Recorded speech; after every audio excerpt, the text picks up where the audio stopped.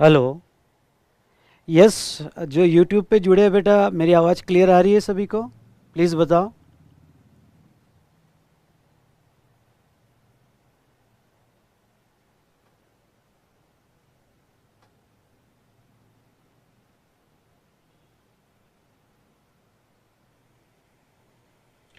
Hello. Yes. Yes. Yes. जो YouTube पे।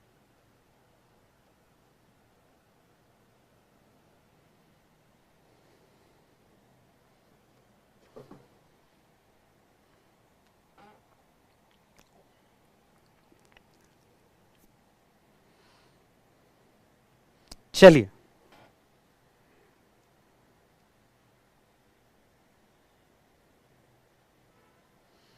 ये एक मिनट, ये सेशन में कुछ प्रॉब्लम आ रहा है बेटा। एक मिनट, हाँ। Just a minute.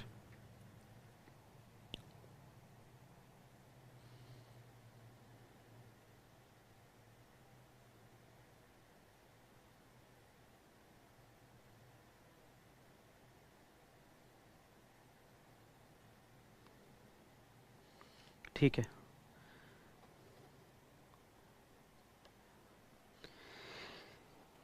यस।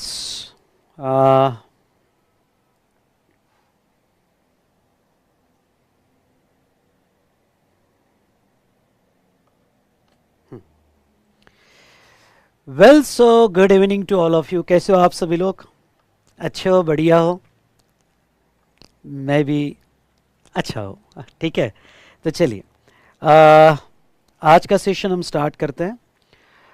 तो दोस्तों, आज का लेक्चर सेशन जो है हमारा लेक्चर 01 पार्ट 1 है। और हमने इसके पहले लेक्चर 00 इंट्रोडक्शन, पूरा सिलेबस के बारे में मैंने आपको डिटेल में बताया है।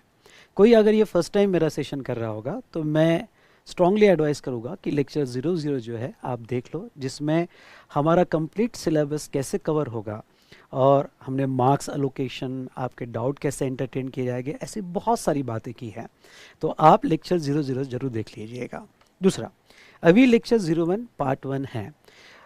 दोस्तों, मैं आप सभी को रिक्वेस्ट करूँगा कि आपके डाउट्स और क्वेश्चंस जो भी इंस्टॉलेशन से रिलेटेड हो गए या जो सॉफ्टवेयर से रिलेटेड हो गए, तो वो सारे डाउट्स और क्वेश्चन आखिरी में मैं 5 मिनट का टाइम दूंगा आपके ऑर्डर आईडी के साथ आपको, और आप कब टाइम अवेलेबल हो वो टाइमिंग के साथ आपको यहाँ पे मैसेज देना है। मैं आपको एक बात कह दूँ कि वो आखिरी के 5 मिनट्स हो गए तब मेरी टीम कनेक्टेड रहेगी और वो आपकी सारी डिटेल्स या मैं आपकी सारी डिटेल्स लिख लूँगा और आपके सारे प्रॉब्लम्स यहाँ सॉर्ट आउट हो जाएंगे। दूसरा, कुछ स्टूडेंट्स को अभी तक मतलब मैक्सिमम स्टूडेंट्स को नोट्स मिल चुकी है, पर कुछ स्टूडेंट्स को अभी तक नोट्स नहीं मिली है। तो मैं ये कहूँगा कि एक दो दिन में आपको नोट्स आ जाएगी। कुछ कुछ कुरियर एजेंसी के टेक्निकल इश्यूज़ की वजह से नहीं मिली है। तो बेटा ऐसे कुछ 4-5 स्टूडेंट्स हैं तो उनको नोट्स मिल जाएगी। फिर से आपको एक बार बता दूं, आपको जो नोट्स अभी आया होगा वो मॉड्यूल 1 आया होगा जीएसटी का। जीएसटी के टोटल 2 मॉड्यूल है, लेक्चर 00 में मैंने आपको बताया था। उसके बाद में क्वेश्चनर का मॉड्यूल 1 आया होगा और इस तरह से ये आपको चार्ट बुक आई होगी। ओके, जो हम यहाँ पे चार्ट वर्कबुक आई होगी जो आज इसका हम यूज़ करेंगे। कुछ चार्ट्स हम इसमें आज निकालेंगे। तो चलिए दोस्तों, ओके स्टार्ट करते हैं। आ जाएगा बेटा, एक दो दिन में आ जाएगा। और जिसको भी नोट्स नहीं मिला है वो अभी जो चार्ट्स है वो नोटबुक में ड्रॉ करे और बाद में चार्ट बुक आने के बाद उसको यहाँ पे यस अपनी चार्ट बुक कंप्लीट करें। दूसरी बात, जब तक आपको नोट्स नहीं आता है, क्योंकि आपने हो सकता है रिसेंटली 2-3 दिन में ऑर्डर दिया होगा, तो जब तक आपको नोट्स नहीं आता है, मैंने पहले 2 या 3 चैप्टर्स आपके लॉगिन में, वी स्मार्ट एकेडमी के लॉगिन में मैंने दिए हुए हैं पीडीएफ। वो पीडीएफ आप डाउनलोड करके प्रिंट आउट भी ले सकते हो या फिर आप वो पीडीएफ टैब पे भी यूज़ कर सकते हो। चलिए, ये सारी बातें मैंने आपको कही। नाउ नेक्स्ट अगर हम बात करें तो आज हम स्टार्ट करने वाले हैं हमारा जीएसटी का डिस्कशन, क्योंकि बेसिक डिस्कशन सारा जो है हम ऑलरेडी देख चुके हैं। सो दोस्तों चलिए, are you ready? How's the josh? कहिए हाय सर। और हमारी जब भी सेशन की शुरुआत होगी तो एक पॉजिटिव एनर्जी के साथ होगी। तो आपको जो है मेरे साथ एक पॉजिटिव एनर्जी के साथ ये कहना है, यस कहो, आंखें बंद करके एक लंबी सांस लो और कहो, जो भी हुआ अच्छा हुआ, जो भी होगा बहुत अच्छा होगा, आए हम कुछ अच्छा करना है। तो इस बार आईडीटी में 80 पार, उसके नीचे आपको सोचना नहीं है। चलिए दोस्तों, अब जीएसटी का मॉड्यूल 1 अगर आप ओपन करते हो तो आपके सामने कुछ इंडेक्स ऐसा आएगा। तो मॉड्यूल 1 में मैंने टोटल जो है 8 चैप्टर्स जो है यहाँ स्टार्ट किए हैं। अरे सब रेडी हो ना? तो चलिए जीएसटी का प्रवचन चालू करते हैं। दोस्तों, ये पहले 8 चैप्टर्स जो है मैंने मॉड्यूल 1 में कवर की है और बाकी के चैप्टर्स जो है यहाँ पे मैं मॉड्यूल 2 में कवर करूँगा। ऐसे टोटल 24 चैप्टर्स हैं। हाँ, अब ये 24 चैप्टर्स हमको कवर करना है यहाँ पे। अब मॉड्यूल 1 में जो 8 चैप्टर्स आपको दिए हैं और मॉड्यूल 2 में बाकी के कवर हो जाएंगे। ओके, अपडेशन चालू है, अमेंडमेंट्स चालू है और आप सभी को बताया कि आपको जो अमेंडमेंट्स अप्लीकेबल होती है लेक्चर 001 में मैंने कहा कि अमेंडमेंट्स मई 25 के लिए अप टू 31 अक्टूबर अप्लीकेबल होती है। तो यस, ओके, जो भी मैं रेगुलर बेसिस पे नोटिफिकेशन सर्कुलर्स देख रहा हूँ, फाइनेंस एक्ट तो अपडेट हो चुका है लेकिन नोटिफिकेशन सर्कुलर्स देख रहा हूँ, वो भी अपडेशंस चालू है। तो चलिए, ओके, तो हम अब हमारा जीएसटी का प्रवचन चालू करेंगे। दोस्तों, क्या होता है, जब से आपको समझ आती है तब से आप कर्म करते हो। हाँ, प्रवचन है आईडीटी का ठीक है। तब से आप अपने कर्म करते हो, अच्छे कर्म बुरे कर्म करते हो। लेकिन जैसा आप करते हो, जो भी अच्छे कर्म का आपको रिवर्स में अच्छा आपको यस उसका बेनिफिट मिलता है, बुरे काम का बुरा बेनिफिट मिलता है। तो रिवर्स में आपको कुछ ना कुछ मिलता है। लेकिन अच्छे काम बुरे काम के साथ कंपोजिट हो जाते हैं, यहाँ पे यस बैलेंस हो जाते हैं। और कभी कभी आपके अच्छे कर्म हो गए तो बुरे कर्म जो है वो एग्जाम भी हो जाते हैं। लेकिन ख्याल रहे कि जो भी आप कम करोगे उसका एक टाइम होता है, उसका फल आपको उस पर्टिकुलर टाइम में मिलता है। अच्छे कर्म का अच्छे फल मिलता है, उसका भी एक टाइम होता है। और बुरे कर्म का बुरा टाइम, बुरे कर्म का बुरा जो आपको आपके साथ होगा उसका भी एक टाइम होता है। और आपके सारे कर्मों का लिखा जोखा होता है, उसका कंप्लीट यहाँ पे उसकी एक वैल्यू होती है, उसका वैल्यू रखा जाता है। और आपके अच्छे कर्म के आपको क्रेडिट मिलते हैं जो आपको बहुत काम आते हैं। सर ये क्या लगा के रखा आपने, क्या प्रवचन चालू किया? भाई ये प्रवचन में पूरा सार है मॉड्यूल 1 का।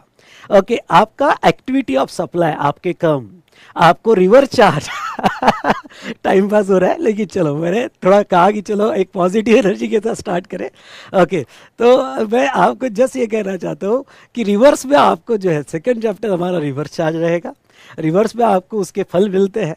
यस, आपके फल कंपोजिट भी होते हैं, अच्छे काम बुरे काम के साथ कंपोजिट होते हैं। बुरे काम पे एग्जम्पशन मिलता है, सबका एक टाइम होता है। उसका लिखा जोखा होता है, उसकी एक वैल्यू होती है, उसके आपको क्रेडिट मिलते हैं। और अगर आपके क्रेडिट अच्छे तो अगले जन्म में आपको अच्छी जगह जन्म मिलता है, प्लेस ऑफ सप्लाई।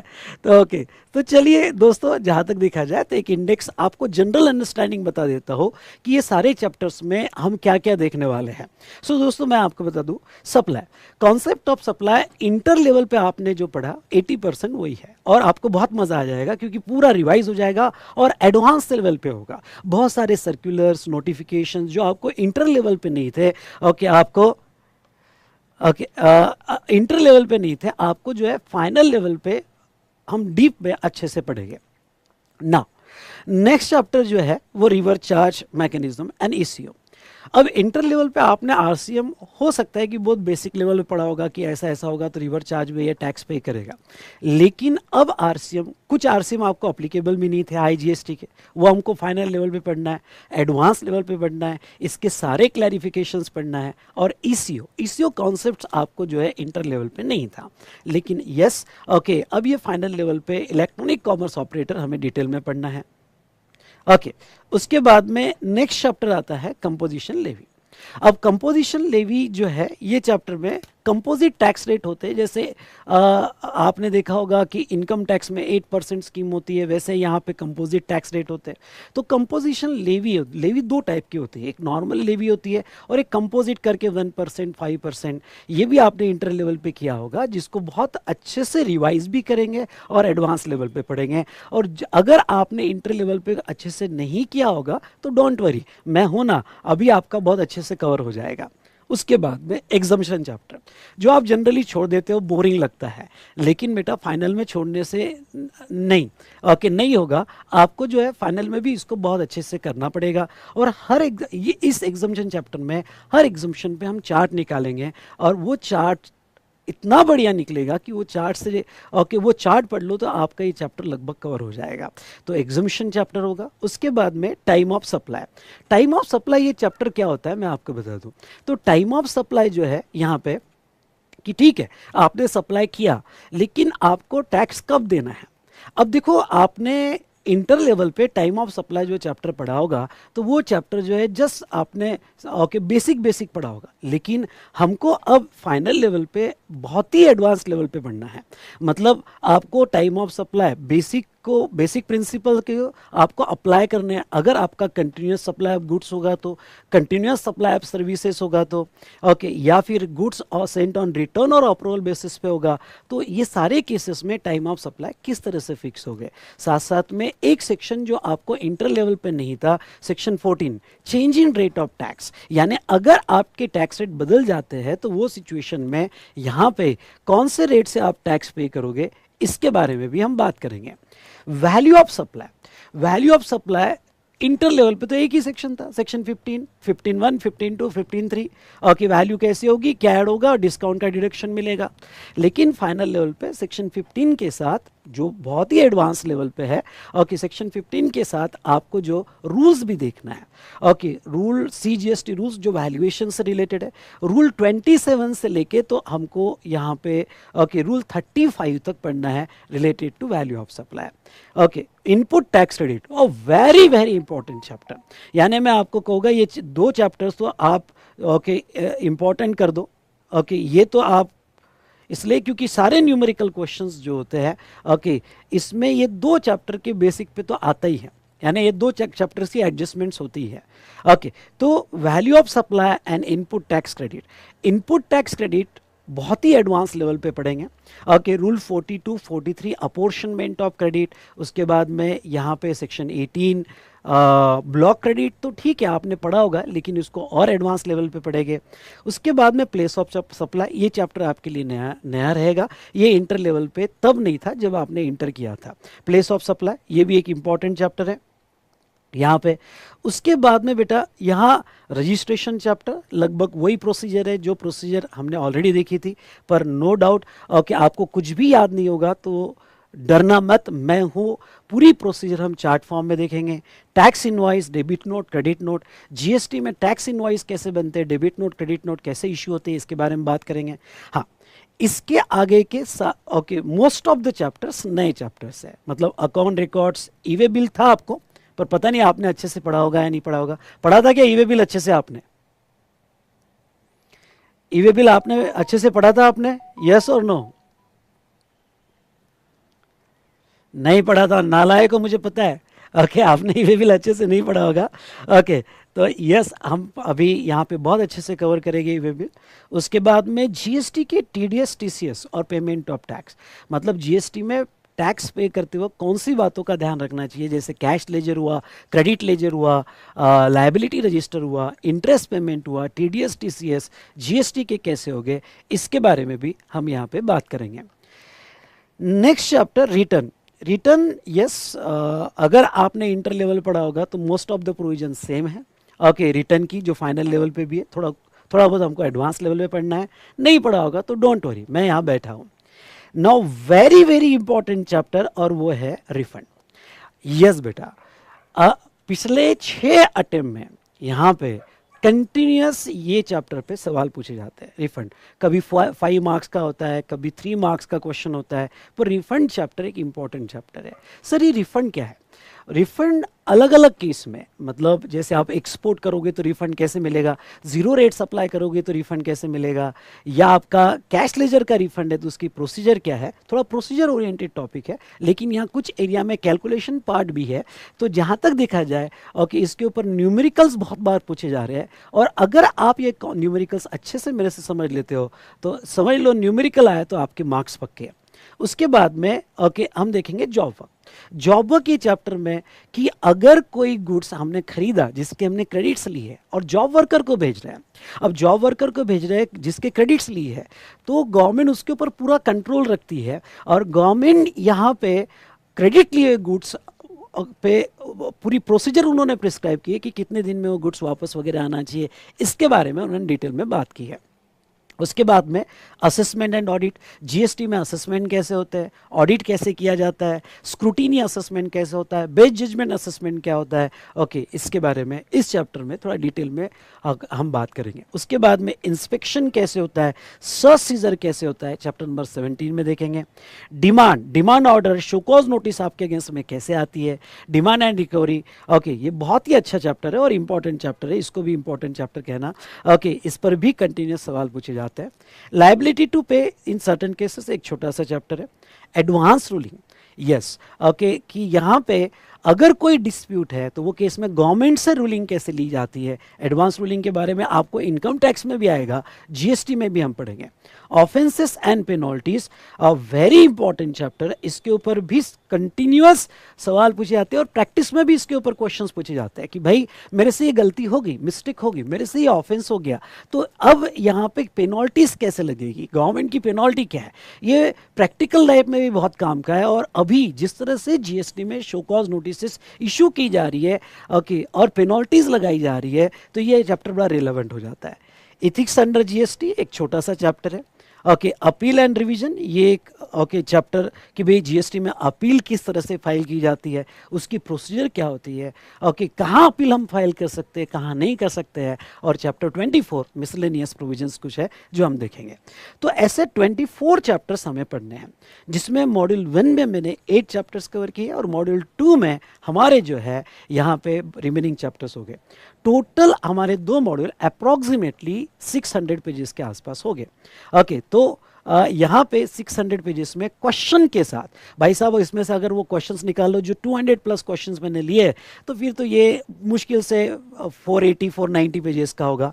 लेकिन मैंने क्वेश्चंस इस बार ऐड किए, इसके वजह से हमारा जो है यहाँ पे नंबर ऑफ पेजेस बढ़े, पर वो क्वेश्चंस आपके लिए बहुत इंपॉर्टेंट है। साथ साथ में पेपर 5 और पेपर 6 को ध्यान में रखते हुए मैंने क्वेश्चंस ऐड किए हैं।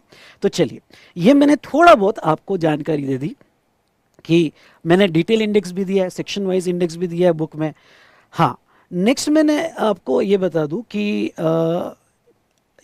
मैंने बहुत सी जगह एब्रीवेशंस यूज़ किए हैं।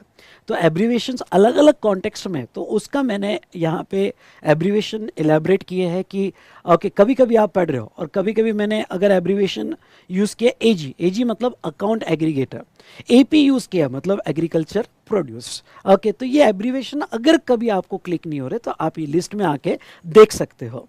नेक्स्ट अगर हम बात करें यहाँ पे, तो यस ये जो एक क्यूआर कोड दिया है बेटा, ओके ये क्यूआर कोड में आपको वन स्टॉप सॉल्यूशन लिंक मिल जाएगी, और ये वन स्टॉप सॉल्यूशन लिंक में chapter wise chart book revision, मतलब ये जो है ये चार्ट बुक, अब ये चार्ट बुक जो है आपको, अब ये लिंक अभी नहीं देखना है, ये आपके लिए अपडेट होगी।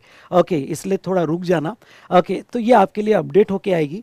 तो ये जो चैप्टर वाइज चार्ट बुक है, ये चैप्टर वाइज चार्ट बुक आपको इस लिंक में ओके पूरा मिल जाएगा, फिलअप करके आपके लॉगिन में भी मिलेगा। जो हम लिखेंगे वो, अब कुछ स्टूडेंट्स होते हैं कि क्या यहाँ पे मेरे साथ लिखते नहीं है, या फिर पेन बैकलॉग हो जाता है, लिख नहीं पाते हैं, तो फिर वो मेरे को मैसेज करते हैं कि सर ओके मैंने लिख नहीं पाया, ओके तो क्या आप मुझे वो पूरा कंप्लीट करके चार्ट बुक दोगे, कि जहाँ जहाँ आपने चार्ट्स बनाए वो भी उसमें दोगे। तो हाँ भाई वो भी दे दूँगा। तो आपको MCQ इसमें मिल जाएंगे। Okay chapter wise chart book जो कंप्लीट करके आपको मिल जाएगी। Question okay smart digital book के वो आपको मिल जाएंगे। अमेंडमेंट्स यहाँ पे उसकी एक बुकलेट इसमें मिल जाएगी।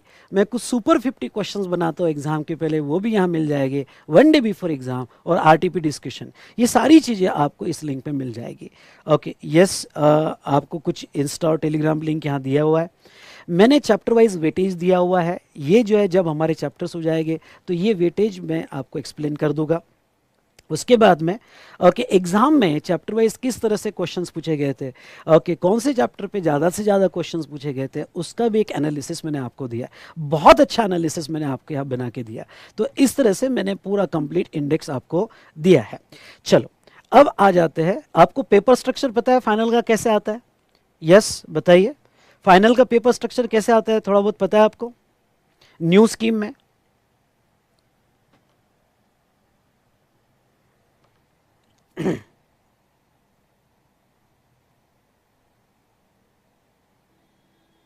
ओके फाइनल का पेपर स्ट्रक्चर, एक पेपर लिया है मैंने अभी फाइनल एग्जाम का, मई 24 का, ठीक है। तो थोड़ा मैं आपको एक पेपर स्ट्रक्चर 5 मिनट में बता देता हूँ और फिर हम हमारा डिस्कशन स्टार्ट करेंगे। ओके जैसे दो पार्ट होते हैं, पार्ट 1 और पार्ट 2। पार्ट 1 जो है मल्टीपल चॉइस एमसीक्यू क्वेश्चन का क्वेश्चन पेपर आपका आता है, और ओके यहाँ पे, और सेकंड पार्ट 2 जो है ओके वो डिस्क्रिप्टिव टाइप क्वेश्चंस आता है। अब ये तो आपने इंटर की एग्ज़ाम दी है तो एमसीक्यू क्वेश्चंस आपको अलग से सॉल्व करने हैं, ओके, और ओएमआर शीट आपको मिलती है, और डिस्क्रिप्टिव क्वेश्चन पार्ट 2 होता है। एमसीक्यू आपको 30 मार्क्स के लिए होता है, ओके, और यहाँ पे डिस्क्रिप्टिव 70 मार्क्स के लिए होता है।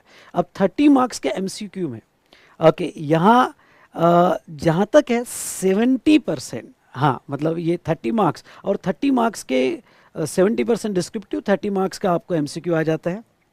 अब मैं आपको बता दूं कि इसमें 80% क्वेश्चन, मतलब 24 मार्क्स के आसपास जीएसटी पे एमसीक्यू होते हैं, जीएसटी के एमसीक्यू होते हैं, और 6 मार्क्स के एमसीक्यू कस्टम्स एंड एफटीपी पे होते हैं, कस्टम्स एंड एफटीपी पे होते हैं। 24 मार्क्स के एमसीक्यू जीएसटी पे पूछे जाते हैं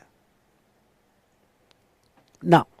अब सेकंड जो है, यहां पे अगर हम बात करें तो टोटल आपको 6 क्वेश्चन पूछे जाते हैं, ओके डिस्क्रिप्टिव में। अगर पार्ट 2 में अगर आप आते हैं तो 70 मार्क्स, और 70 मार्क्स के लिए आपको जो है टोटल 6 क्वेश्चंस पूछे जाते हैं, जिसमें क्वेश्चन 1 कंपलसरी होता है, और आउट ऑफ 5 क्वेश्चंस आपको 4 सॉल्व करना होता है, मतलब एक क्वेश्चन आपको ऑप्शन में मिल जाता है, ओके। तो अब यहाँ पे यस ऑप्शन होता है और एक क्वेश्चन ऑप्शन में मिल जाता है।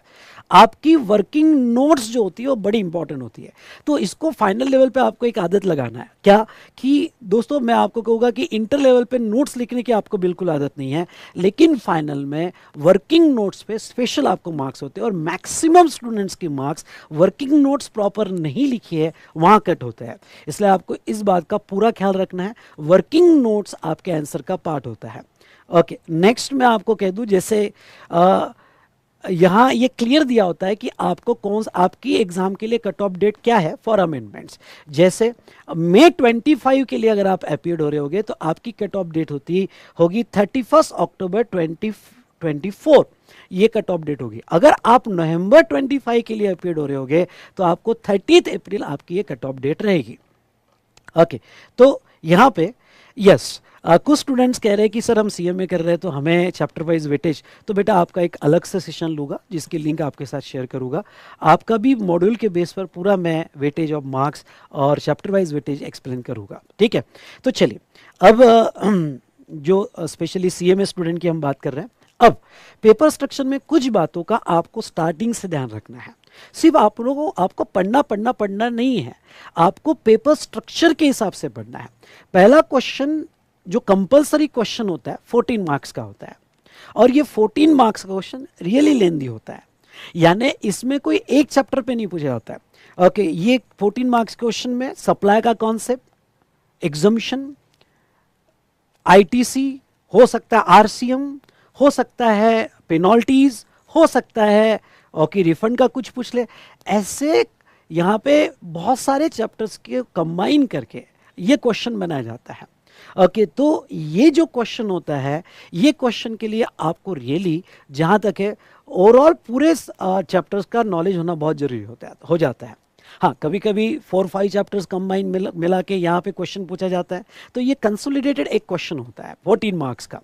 यहाँ पे स्टूडेंट्स बहुत ज़्यादा टाइम लेते हैं और आपको यहाँ पे अच्छा खासा प्रैक्टिस करना है, क्योंकि जिस स्टूडेंट ने ये क्वेश्चन हैंडल कर लिया उसके लिए आगे का पेपर बहुत ईजी है। ओके, तो ये 14 मार्क्स के क्वेश्चंस किस तरह से हो गए, हम नो डाउट इसके ऊपर भी प्रैक्टिस करेंगे। उसके बाद में क्वेश्चन नंबर 2 अगर हम देखें तो क्वेश्चन नंबर 2 जो है, अब छोटे छोटे क्वेश्चन स्टार्ट हो जाते हैं।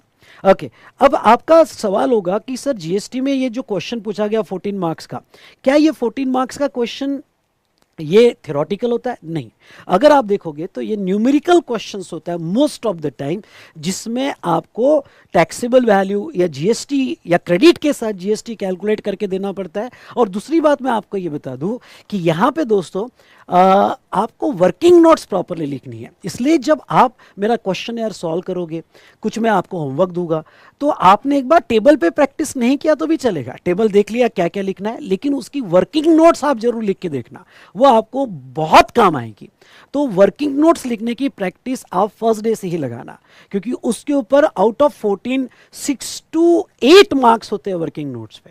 जिसने प्रॉपर वर्किंग नोट्स लिखी बेटा वो बहुत अच्छा स्कोर कर लेगा आईडीटी में, और हमारा टारगेट इस बार क्या रहेगा, इस बार 80 पार। ओके, नेक्स्ट आपका सवाल यहाँ पे ये आ सकता है कि सर ये बताइए कि इसके बाद जो क्वेश्चंस होते हैं 5 मार्क्स के, ये सब थ्योरेटिकल होते हैं। अगर आप क्वेश्चन का स्ट्रक्चर देखो तो ये क्वेश्चन न्यूमेरिकल है बट विथ वर्किंग नोट्स, ये क्वेश्चन न्यूमेरिकल है। ओके, 5 मार्क का। ये क्वेश्चन केस स्टडी बेस है, केस स्टडी बेस आपको properly okay point wise manner में केस स्टडी लिखना है। उसके बाद में ये क्वेश्चन देखोगे तो अगेन न्यूमेरिकल क्वेश्चन है, कस्टम का पूछ लिया। हाँ, एक बात समझ लो, अब क्वेश्चन नंबर 1 में कस्टम्स का क्वेश्चन रेयरली आता है, अभी तक तो नहीं पूछा न्यू स्कीम में, ना पहले पूछा था, वो जीएसटी का ही होता है। क्वेश्चन नंबर 2 में ओके कस्टम्स जो आपको 15 मार्क्स का है तो मिक्स आता है। जैसे क्वेश्चन नंबर 2 अगर आप देखोगे तो यहाँ पे ओके ए बी जीएसटी का पूछ लिया और सी कस्टम्स का पूछ लिया, तो वो मिक्स पूछते हैं। तो यहाँ पे ये भी न्यूमेरिकल है इसकी नोट्स के साथ, और ये तो वैल्यूएशन पे है, और ये चैप्टर तो डेफिनेटली हम बहुत अच्छे से पढ़ेंगे कस्टम्स का। उसके बाद में अगर हम देखें, हाँ क्वेश्चन नंबर 3 देखें तो ये केस स्टडी बेस्ड क्वेश्चंस है। केस स्टडी बेस्ड क्वेश्चंस को किस तरह से लिखा जाता है मैं आपको बहुत अच्छे से एक्सप्लेन करूंगा। तो ये केस स्टडी बेस्ड क्वेश्चन है, स्पेशली प्लेस ऑफ सप्लाई पे। अब 5 मार्क्स का क्वेश्चन है, केस स्टडी बेस है, 3 उसके सब पार्ट्स है। अगेन ये 5 मार्क्स का केस स्टडी बेस्ड क्वेश्चन पूछ लिया उन्होंने। अगेन ये 4 मार्क्स का यहाँ पे कस्टम ऐड कर दिया, और ये 4 मार्क का केस स्टडी बेस्ड क्वेश्चन पूछ लिया। मतलब अगर आप क्वेश्चन नंबर 2 3 देखोगे तो इसमें एक क्वेश्चन कस्टम्स का वो ऐड ही कर देंगे। इसलिए इवन दो कस्टम 15 मार्क्स का है, लेकिन आप ऐसा नहीं सोच सकते कि यार ऑप्शन में छोड़ देते कस्टम्स, या ओके कस्टम्स को ना यहाँ पे देखेंगे आखिरी में पढ़ेंगे, ऐसा नहीं कर सकते। आपको बहुत बैलेंस करके जाना है तो ही आप 80+ कर सकते हो। मैं एक बात बताऊँ कि आपको 40-50 मार्क्स अगर आपको आईडीटी में लेने हैं तो मैं कहूँगा क्लास भी मत लगाओ, या फिर वो जो छोटे छोटे आवर्स के क्लास मिलते हैं वो लगा लो, आपको 50 मार्क्स मिल जाएंगे। पर आप अगर ये क्लास लगा रहे हो तो आपका टारगेट 40-50 नहीं है, ओके आपका टारगेट जो है 80+ है, और हमको बहुत अच्छे से पढ़ना है। ओके क्वेश्चंस का ओके यहाँ पे क्वेश्चन की ज़्यादा से ज़्यादा प्रैक्टिस करनी है, इसलिए अगर यहाँ बैठे हो तो आपको 80+ का टारगेट करना है। ओके यहाँ सब रेडी है 80+ के लिए? अगर रेडी होगा तो यस टाइप करो फटाफट, और मेरे को प्रॉमिस करना है। तो इस तरह से अगर आप पूरा स्ट्रक्चर देखते हो, ओके पूरा स्ट्रक्चर, अब देखो ये क्वेश्चन है, ये न्यूमेरिकल क्वेश्चन है, ओके न्यूमेरिकल क्वेश्चन है। तो यहाँ again case study based question आपको दिख जाएगा, केस स्टडी बेस्ड, अगेन ये केस स्टडी बेस्ड क्वेश्चन आपको पूछा गया है। तो अगर आप स्ट्रक्चर देखोगे तो ये जो स्ट्रेट फॉरवर्ड क्वेश्चन है कि भाई theory based straight forward question, ये सिर्फ लास्ट क्वेश्चन नंबर 6 में, उसमें भी वो क्वेश्चन में भी एक ऑप्शन मिलता है, मतलब आउट ऑफ 5 आपको 4 सॉल्व करना है, और क्वेश्चन नंबर 6 में भी दिस और दिस मिलता है। हाँ इसमें थोड़े स्ट्रेट फॉरवर्ड क्वेश्चन आते हैं कि भाई सेक्शन 72 में किस ऑफिसर को पावर दिया गया है, ओके या फिर सर्च वारंट क्या होता है, या फिर रिविजनल अथॉरिटी की पावर्स क्या है। ये थोड़े स्ट्रेट फॉरवर्ड थ्योरेटिकल क्वेश्चंस आते हैं। अगर आपका न्यूमेरिकल क्वेश्चंस और केस स्टडी बेस्ड क्वेश्चन पे अच्छा ग्रिप है तो ये क्वेश्चन तो ऑप्शन में निकल जाता है। अदरवाइज ये क्वेश्चन जो दिया गया है, या इसमें एफटीपी का भी क्वेश्चन आ जाता है, FT foreign trade policy straight forward question. कभी कभी स्ट्रेट फॉरवर्ड क्वेश्चन बहुत इजी आते हैं कि पॉइंट्स लिखो मार्क्स लो, तो तब ये बहुत काम आता है। पर क्या हो जाता है, ओके पहले केस स्टडी बेस्ड क्वेश्चन है, और यहाँ ये जो लास्ट वाला क्वेश्चन है जो स्ट्रेट फॉरवर्ड दिया गया है, ओके इस क्वेश्चन में बहुत सारे स्टूडेंट ये सोचते हैं कि अरे यार हम सेक्शन कैसे याद रखें, अरे यार ये स्ट्रेट फॉरवर्ड आए तो कैसे याद आएगा। तो मैं ये कहूँगा, आप अगर पैटर्न देखते हो पेपर का, पास एग्जामिनेशन क्वेश्चंस देखो, पैटर्न देखते हो पेपर का, तो बहुत सी बार स्ट्रेट फॉरवर्ड क्वेश्चन इजी पूछे हैं।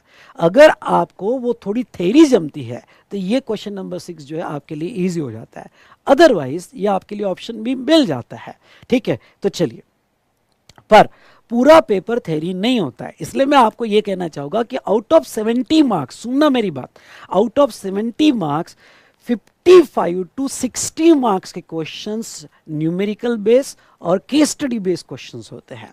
इसलिए आपको जीएसटी में लर्न नहीं करना है कि भाई एक एक लाइन लर्न कर रहे हो रट्टा मार रहे हो, ऐसा नहीं करना है। आपको जीएसटी में जितना केस स्टडी, जितना न्यूमेरिकल क्वेश्चंस पे आप प्रैक्टिस कर सकते हो करो। इसलिए मैं आपको कहूँगा कि हमारे क्लास के साथ ही मैं ओके क्वेश्चनर के क्वेश्चंस कुछ मैं आपके साथ डिस्कस करूंगा, कुछ होमवर्क दूंगा, और वो होमवर्क आपको उसी दिन कंप्लीट करना है। भाई साहब अगर आप मैं जैसा बोलूं वैसा करोगे तो डेफिनेटली हम 80+ लेंगे। तो ठीक है, ये समझ में आया, सबके समझ में आया होगा। तो ओके कुछ एब्रीवेशन हम आपको और मेरा इंटरेक्शन के लिए यूज करेंगे, समझ में आया होगा तो एस टाइप कीजिएगा, S okay, S symbol okay type कीजिएगा। चलो अब आते हैं हमारे पहले चैप्टर पे, चैप्टर नंबर 1।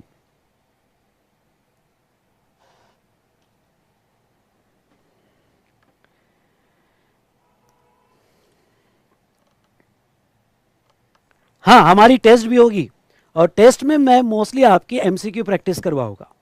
ठीक है, टेस्ट होगी अराउंड 4 to 5 टेस्ट होगी, और मोस्टली एमसीक्यू प्रैक्टिस करवाऊंगा। ठीक है, चलिए सभी आ जाओ, chapter number 1, open your book, are you ready?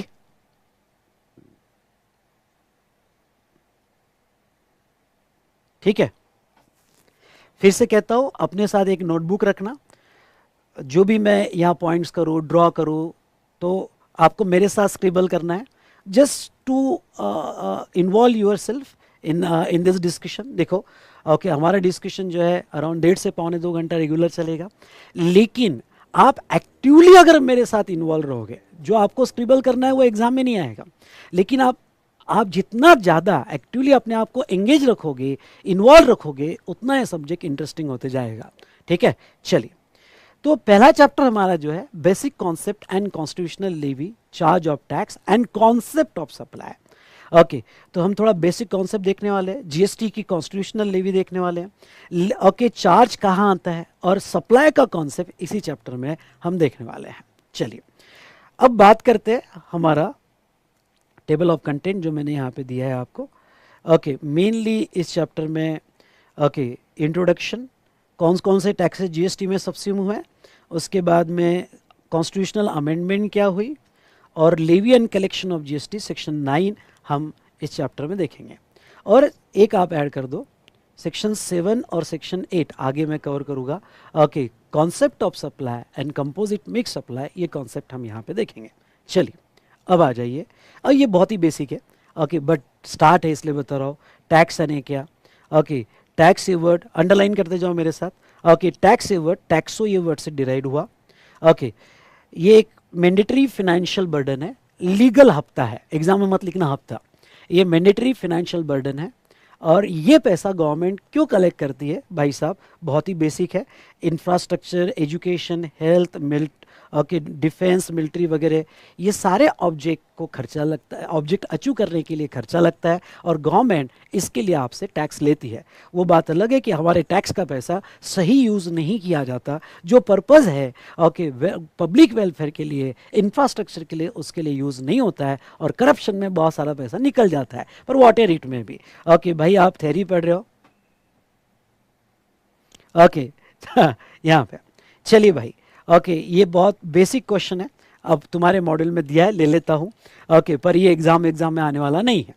Okay, difference between direct और इनडायरेक्ट टैक्सेस। अब कोई ये कहेगा कि सर मॉर्निंग में हम डायरेक्ट टैक्स का क्लास करते हैं और इवनिंग में इनडायरेक्ट, दो का दो खींच के नालायक। ओके, टाइम पास नहीं करने का ठीक है।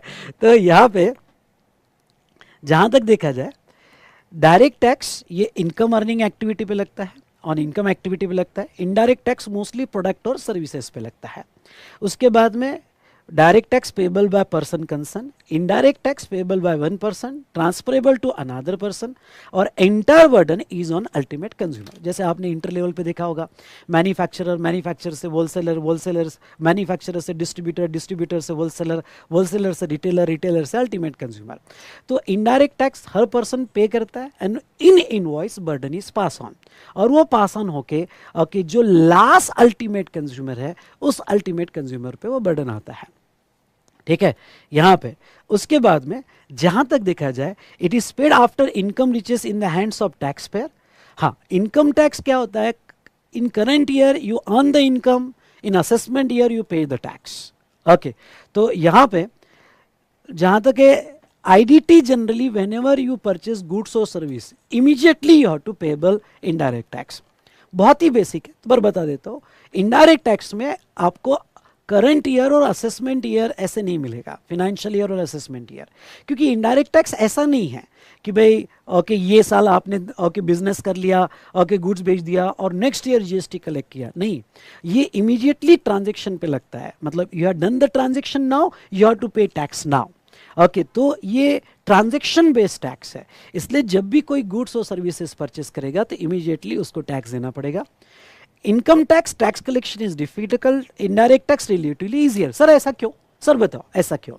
ओके, इनकम टैक्स क्या हो जाता है कि एक बार तुम्हारे जेब में पैसा आ गया, एक बार तुम्हारे जेब में पैसा आने के बाद, ध्यान से सुनिएगा, जेब में पैसा आने के बाद यहाँ पे लोगों को ये पैसा, ओके लोगों से पैसा आ गया, फिर गवर्नमेंट को देना मुश्किल हो जाता है। और आपने ऑफिस में देखा है, कमाने वाला एक रहता है पर रिटर्न घर घर में सबके जाते हैं और वो इनकम सबके नाम पे डाइवर्ट होती है।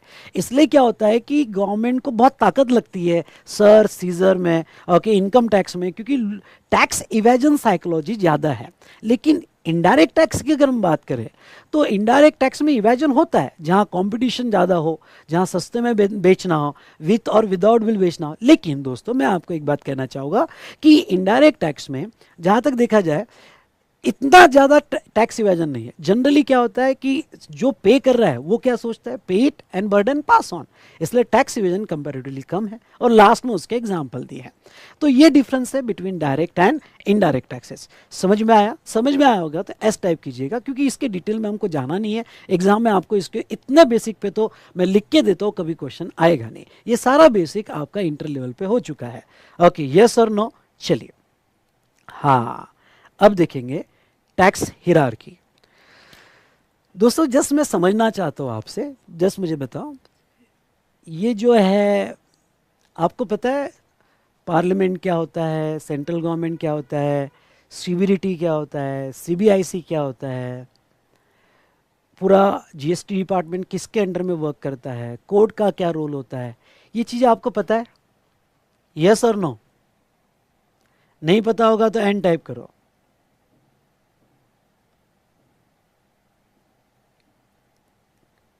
Yes, most of the students को पता है, मोस्ट ऑफ द स्टूडेंट को नहीं पता है चलो ठीक है, 50-50 पता है, चलो कोई बात नहीं। जिसको पता है उसका रिवीजन हो जाएगा। थोड़ा हो सकता है क्योंकि बहुत सारी बातें जिन्होंने मेरे सेशन किए होंगे तो पहले चैप्टर में बहुत सारी बातें मैंने इंटर लेवल पे ओके उनको बताई थी, तो जिन्होंने इंटर का क्लास में से किया होगा तो उनका रिवीजन हो जाएगा। ओके, और जिसका नहीं हुआ है तो मैं बैठा हूँ ना, ये तुम्हारा बड़ा भाई बैठा है, ओके तो हम बहुत अच्छे से कवर कर लेंगे। ठीक है, चलिए अब अपनी नोटबुक लो और अपने नोटबुक में यहाँ पे ओके हॉरिजेंटल मेरे साथ ये चार्ट ड्रॉ करो। ओके, वर्टिकल नहीं हॉरिजेंटल पेज लेना है और आपको मेरे साथ ये चार्ट ड्रॉ करना है, just for your information, just for your information. तो चलिए,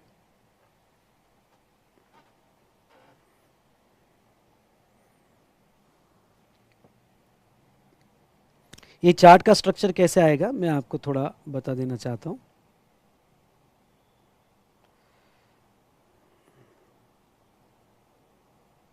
ये कुछ ऐसा स्ट्रक्चर आएगा चार्ट का, मैं आपको ये थोड़ा बता देता हूँ और आपको मेरे साथ ड्रॉ करना है। चलो यहाँ पे, और हर चीज को समझना है।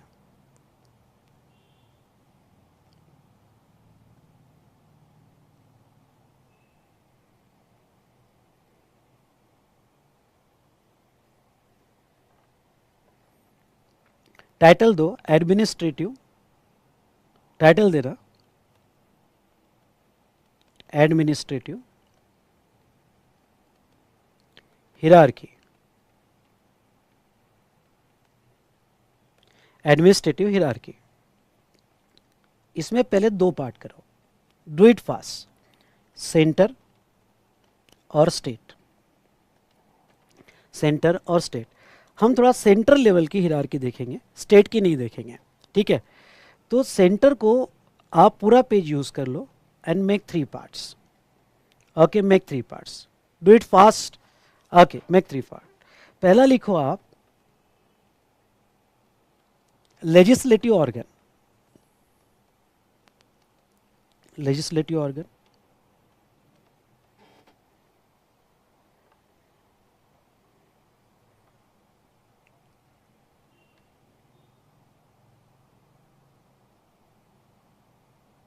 दूसरा लिखो एग्जीक्यूटिव ऑर्गन,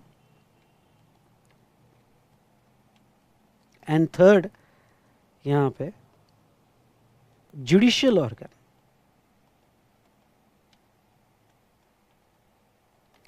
ये 3 जो है पूरे एडमिनिस्ट्रेशन के पिलर्स है, आधार स्तंभ है।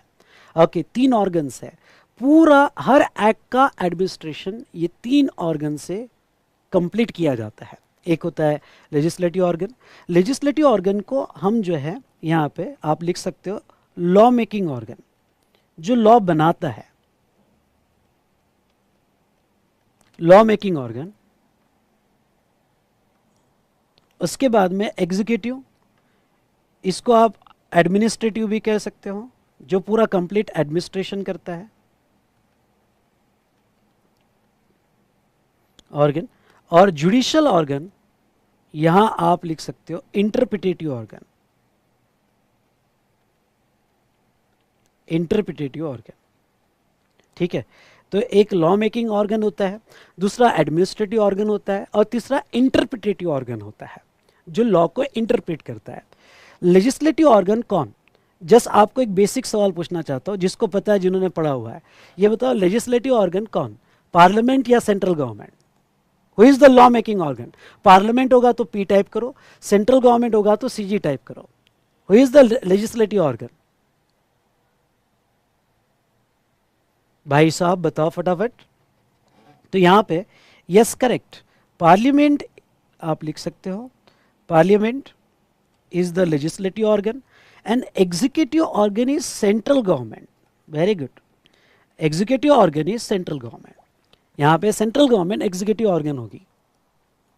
नाउ एंड जुडिशियल ऑर्गन, ये जो है ये कोर्ट रहेगा हमारा, जुडिशियल ऑर्गन ये हमारा कोर्ट रहेगा, ठीक है। तो अब मैं जस्ट आपको जनरल नॉलेज पूछना चाहूंगा, who is the head of parliament? Okay, who is the head of parliament? Speaker, prime minister या president of India? Correct, the head of parliament is president of India. आपने ये तो सुना ही होगा कि जब तक प्रेसिडेंट यहां पे लॉ पास नहीं करता है वो लॉ अप्लीकेबल नहीं होगा। तो यहां पे स्पीकर नहीं बेटा, president, president of India is the head of parliament and speaker is acting on the behalf of president. Now parliament constitutes, अब यहां पे 3 पार्ट करना। Parliament constitute Lok Sabha, Rajya Sabha and parliament committee, parliament committees.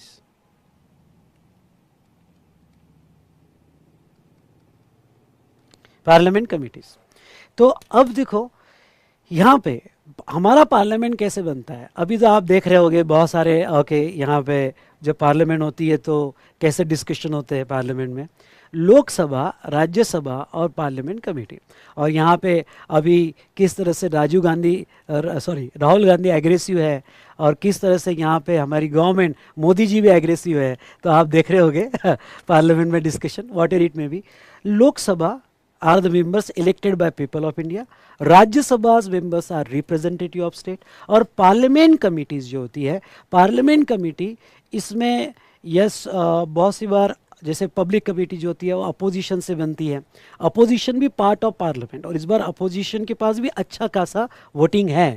Okay तो जहाँ तक देखा जाए लॉ बनाने का पावर, ध्यान से सुनिएगा, लॉ बनाने का पावर हमारे पार्लियामेंट के पास है। इवन दो यहाँ पे मेजॉरिटी एनडीए गवर्नमेंट के पास है, लेकिन यहाँ proposal in the house of parliament कोई भी प्रपोजल है वो रखना पड़ेगा। समझ लो आज जीएसटी लॉ पास हो रहा है तो जीएसटी का proposal in the house of parliament finance minister को रखना पड़ेगा। जो भी चेंजेस और अमेंडमेंट्स है वो सारे proposal in the house of parliament रखने पड़ेंगे। या फ्यूचर में इनकम टैक्स नया आ जाए, डायरेक्ट टैक्स कोड आ जाए, तो वो हाउस ऑफ पार्लियामेंट रखने पड़ेंगे। And finance minister use the word I propose, even though majority है, but they have to present entire law in the house of parliament. Okay तो law making organ is not a central government, law making organ is a parliament. उसके ऊपर discussion होता है and फिर president उसको पास करते हैं। कुछ लॉ मेजॉरिटी से पास हो जाते हैं जो एनडीए के पास है, और कुछ लॉ के लिए 2/3 वोटिंग भी लगती है in Lok Sabha as well as Rajya Sabha. Okay जहां तक ये स्ट्रक्चर हमने देखा, law making organ is a parliament. उसके बाद में central government, who is the head of central government? Central government के हेड है हमारे PM, prime minister. Prime minister is the head of central government, जिसके अंडर में बहुत सारे डिपार्टमेंट होते हैं, और मुझे कंसर्न है रेवेन्यू डिपार्टमेंट से, रेवेन्यू डिपार्टमेंट। ओके अच्छा मुझे बताओ who is the head of revenue department? हमारे finance minister. Okay finance minister is the head of revenue department, जिसके अंडर में यस जीएसटी आता है, कस्टम्स आता है, इनकम टैक्स आता है। ओके अब मैं आपको एक बात बता दूं, and who is finance minister? तो हमारी निर्मला दीदी okay is the finance minister. अब यहाँ जहाँ तक देखा जाए रेवेन्यू डिपार्टमेंट, इसमें अब देखो रेवेन्यू डिपार्टमेंट में जो फाइनेंस डिपार्टमेंट है, इस फाइनेंस डिपार्टमेंट को दो बोर्ड हेल्प करते हैं। ओके बता सकते कौन से दो बोर्ड हेल्प कर सकते हैं? ओके कौन से दो बोर्ड फाइनेंस मिनिस्टर को हेल्प करता है? कोई बता सकता है? बोलो फटाफट। यस बेटा correct. Okay CBDT and CBIC. CBIC central board of direct taxes and central board of indirect taxes and customs. जिसको अगर पूरा लिखना होगा तो पूरा लिखे, central board of indirect taxes and customs. अब देखो क्या है, जैसे मैं थोड़ा आपको ये समझाना चाहूंगा, लॉ यहां पास हो गया, ठीक है, लॉ यहां पास हो गया, पर ये जो law in the house of parliament पास हो गया, उसके एग्जीक्यूशन करने की जिम्मेदारी सेंट्रल गवर्नमेंट लेता है, और सेंट्रल गवर्नमेंट उसको एग्जीक्यूट करता है। नो डाउट अपोजिशन 10 सवाल पूछता है, तुमने ऐसा किया, तुमने वैसा किया, we want resignation of prime minister, we want resignation of finance minister. उनके 10 सवाल रहते हैं, और 10 सवाल पे वो कंटिन्यूस यहाँ पे आगे प्रॉपर एडमिनिस्ट्रेशन नहीं हुआ तो रेजिग्नेशन मांगते हैं, whatever it may B.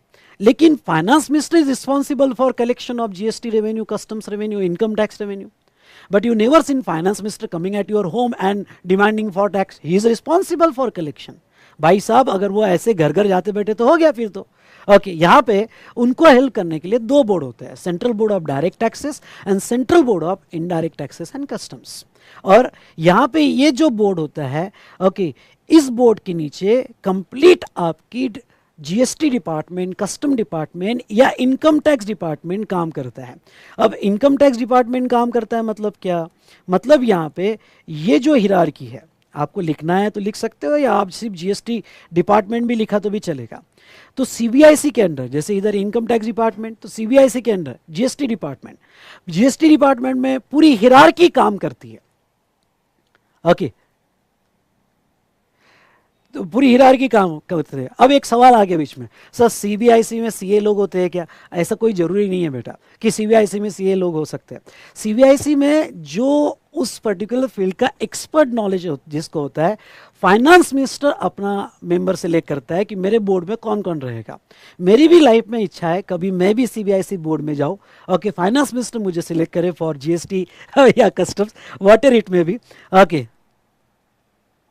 तो ऐसे केस में जीएसटी डिपार्टमेंट की अगर हम बात करें तो पूरा जीएसटी डिपार्टमेंट सीबीआईसी के अंडर काम करता है।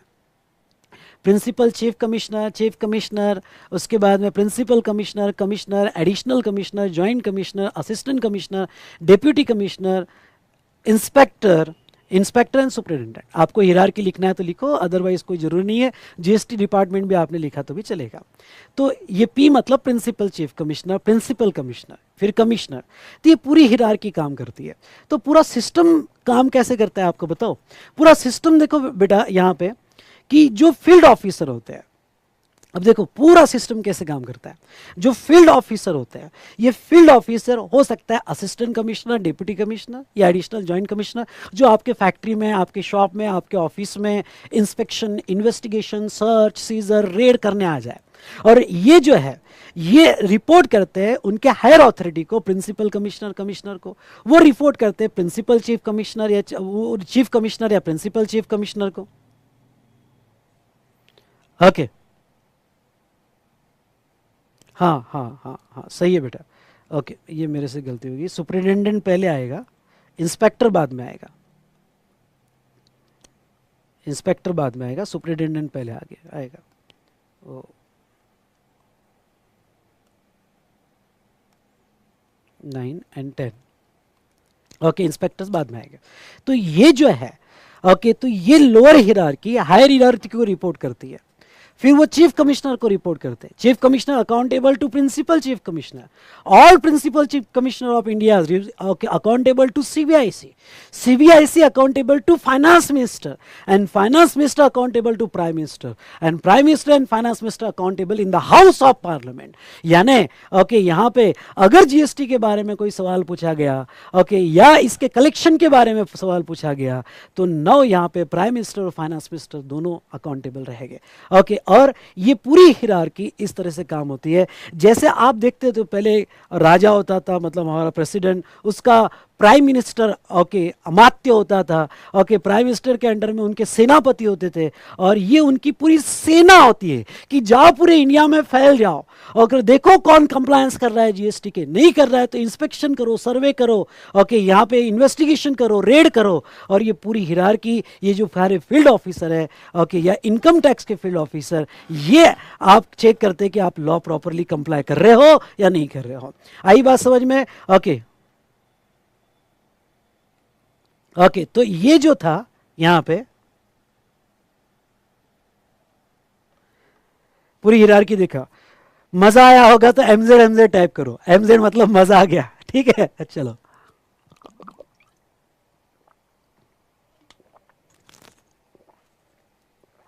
थोड़ा बेसिक है लेकिन आपके नॉलेज के लिए जरूरी है।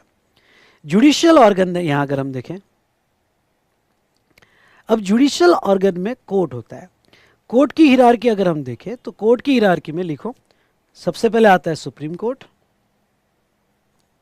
सबसे पहले आता है सुप्रीम कोर्ट, बाद में आते हैं हाई कोर्ट्स, स्टेट वाइज या 2 स्टेट मिला के हाई कोर्ट होगा।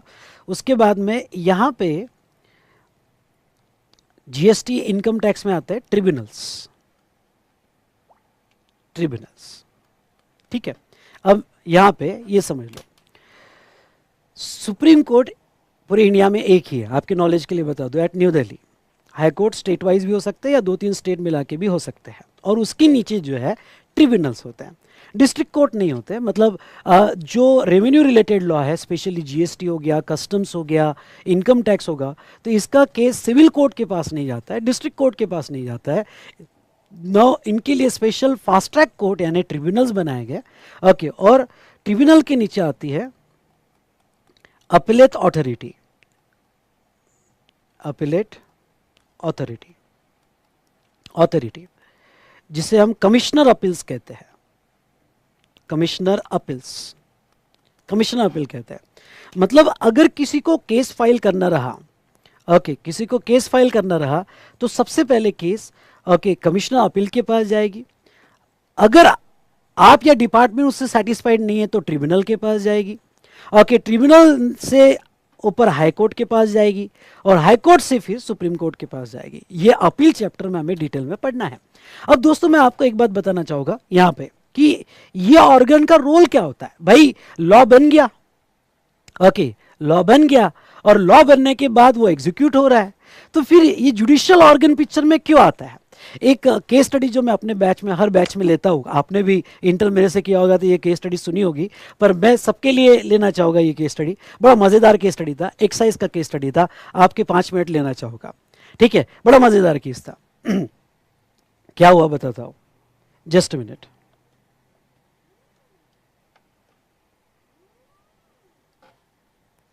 जस्ट मिनट बेटा।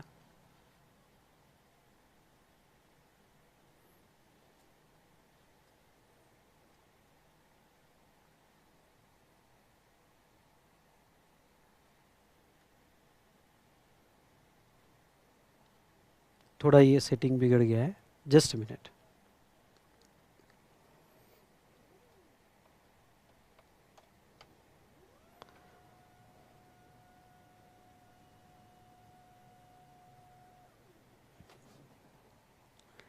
हाँ,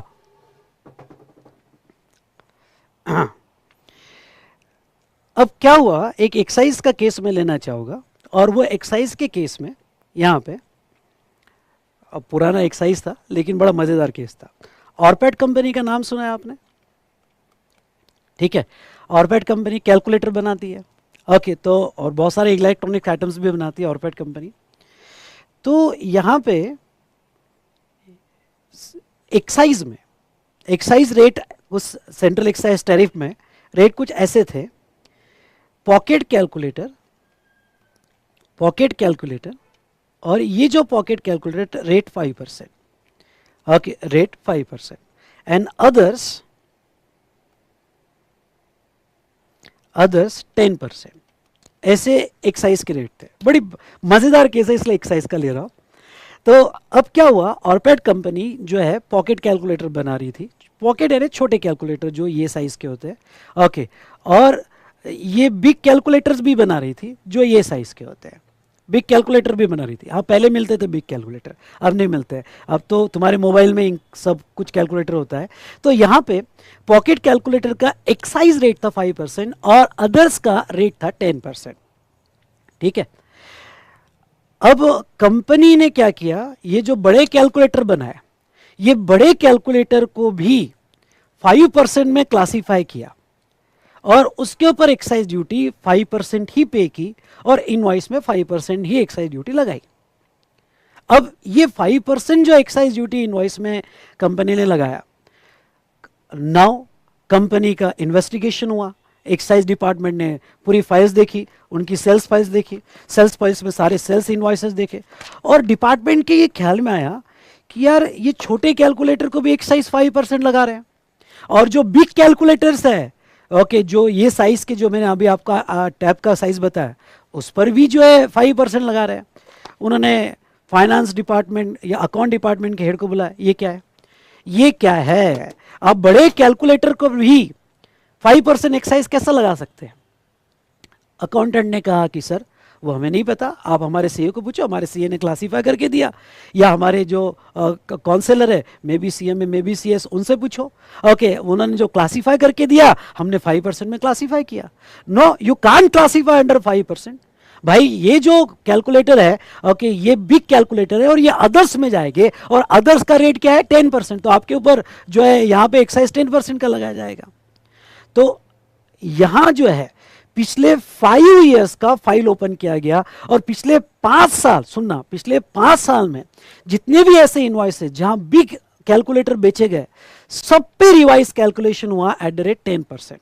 और ऐसे अराउंड 50 करोड़ का नोटिस भेजा गया, 50 करोड़ का कैलकुलेशन हुआ, ओके, और शो कॉज नोटिस ऑरपैट कंपनी पे भेजा गया कि show cause, why not to increase your rate from 5% to 10%। Show cause notice क्या होती है, फाइनल लेवल पे आप आ गए, ओके, ये ऑर्डर होती है, अपॉर्चुनिटी ऑफ बीइंग हर्ड होता है। ऑर्डर होगी तो ओ आर टाइप करो, और अपॉर्चुनिटी ऑफ बीइंग हर्ड होगा तो ओ बी एच टाइप करो। ये शो कॉज नोटिस क्या होती है? ओ बी एच होता है, opportunity of being heard, correct.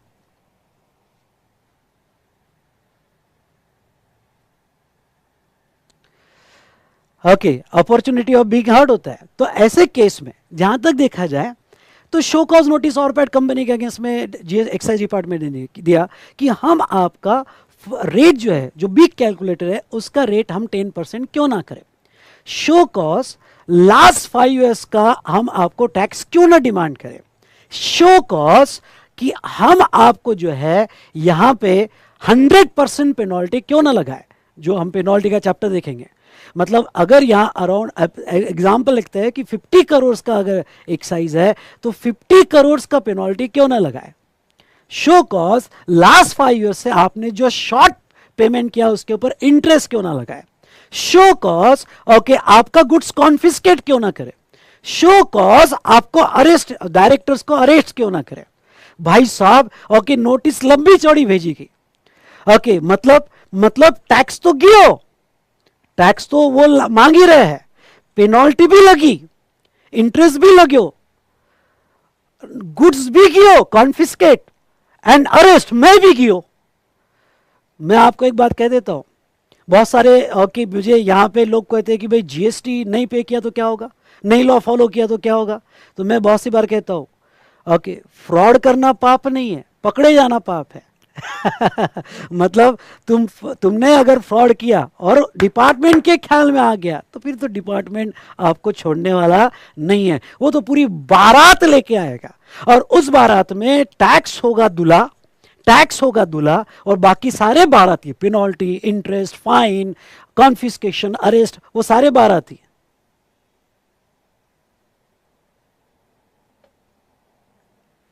ठीक है, तो भाई सारे बाराती आएंगे और डांस करके जाएंगे। तो शो कॉज नोटिस दे दिया। अब समझ लो ये जो है शो कॉज नोटिस आ गई, एग्जाम्पल लो ये शो कॉज नोटिस आ गई, डायरेक्टर ने शो कॉज नोटिस पढ़ी, अब तो ऑनलाइन आती है पोर्टल पे, एग्जाम्पल ले रहा हूँ। ओके पहले मैनुअल आती थी, मेरे को आज भी याद है, हमने मैनुअल शो कॉज नोटिस पे हम बहुत एनालिसिस करते थे।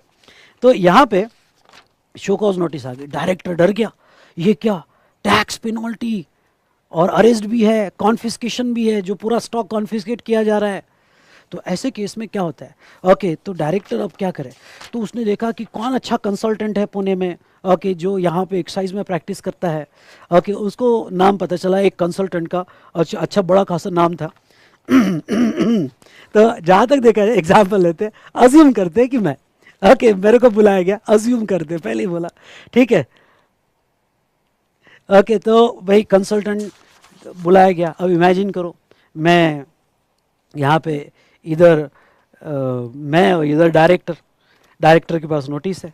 मैं वहाँ आया और मैंने कहा कि यस हेलो सर कैसे हो, क्या हो। तो डायरेक्टर ने कहा सर ये क्या है, ये शो कॉज नोटिस आई है, 100 करोड़ का डिमांड कह रहे हैं और उसके ऊपर इंटरेस्ट भी लगाया है और कॉन्फिस्केशन भी कर रहे हैं, कॉन्फिस्केशन भी कर रहे हैं। ओके तो ऐसे केस में ओके सर यहाँ पे क्लासिफिकेशन आपने हमको कहा था कि 5% में क्लासीफाई कर दो, वाटर इट में भी। तो सर अकॉर्डिंगली तो नोटिस तो हमको आ गई अदर कैलकुलेटर्स पे 10% का। मैंने नोटिस पढ़ा और नोटिस में वो यहाँ पे पॉकेट कैलकुलेटर पे नहीं, जो अदर्स बिग कैलकुलेटर है उस पर डिमांड मांग रहे हैं, ओके पेनल्टी लगा रहे हैं, कॉन्फिस्केशन की धमकी दे रहे हैं, वॉट एवर इट में भी। फिर मैंने कहा कि अब क्या करें, ठीक है अब क्या करें भाई साहब, अब तो ये जो है यहाँ पे नोटिस तो आया है, ठीक है। फिर मैंने बहुत कुछ सोचा, रिप्रेजेंटेशन के लिए बुलाया गया था, रिप्रेजेंटेशन के लिए कि भाई आप आ जाओ रिप्रेजेंटेशन को, ये डेट को आ जाओ। ओके बुलाया गया था, मुझे जाके रिप्रेजेंट करना है। उन्होंने शो कॉज पूछे तो मुझे कॉज एक्सप्लेन करना है कि how we are right, my client is right, मुझे एक्सप्लेन करना है। मुझे एक्सप्लेन करना है तो फिर मैं जो है यहाँ पे सोचा कि किस तरह से रिप्रेजेंटेशन तैयार करूँ। भाई साहब दिमाग में एक आइडिया आया, और आइडिया ये आया कि ये जो है कि कंपनी का कोई एक ऐसा एम्प्लॉय है, उससे कुछ काम करवाते हैं।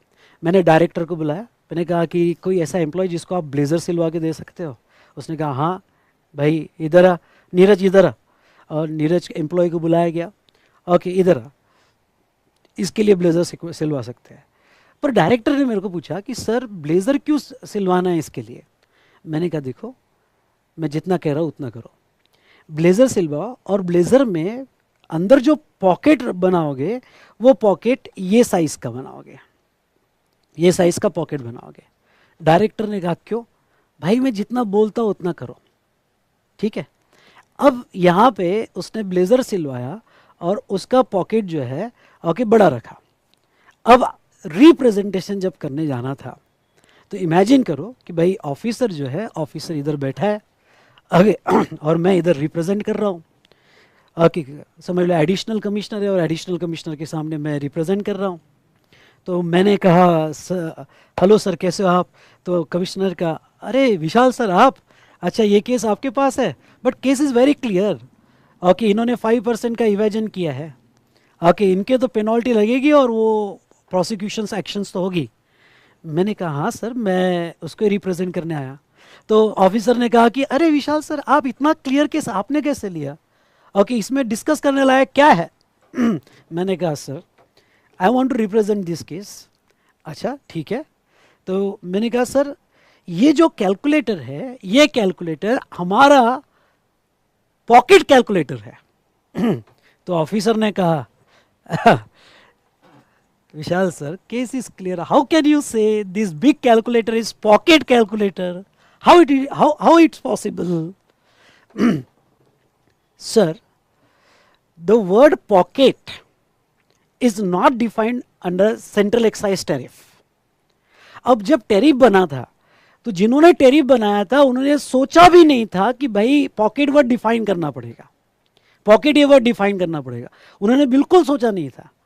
ओके बस उन्होंने पॉकेट कैलकुलेटर अदर डाल दिया। If the word is not defined, if word is ambiguous not clear, तो मेरा ये भी कैलकुलेटर पॉकेट कैलकुलेटर है। तो ऑफिसर ने कहा okay Vishal sir if the word is not defined but it's a common sense, how can you say big calculator is a pocket calculator, how can you put this calculator in a pocket. बात आ गई। मैंने कहा sir I can put this calculator in pocket also. Officer ने कहा कैसे। नीरज इधर आ, sir को बता कि ये कैलकुलेटर पॉकेट में कैसा जाएगा। नीरज ने कैलकुलेटर लिया और अपने जो है वो पॉकेट में डाला। ओके और मैंने कहा see sir, this calculator we can put in a pocket, that means this calculator is a pocket calculator। okay this calculator is a pocket calculator।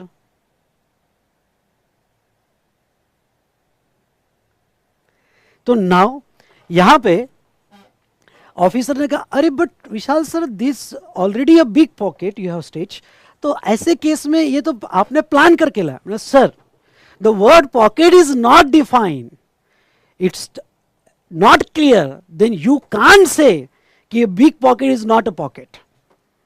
और रियली जो काउंसलर था ऑर्पेट कंपनी का, उस काउंसलर ने ये पॉइंट रखा, सुनो मेरी बात, उस काउंसलर ने ये पॉइंट रखा और उसने कहा जब वर्ड डिफाइन नहीं है तो इसकी डेफिनेशन कुछ भी हो सकती है।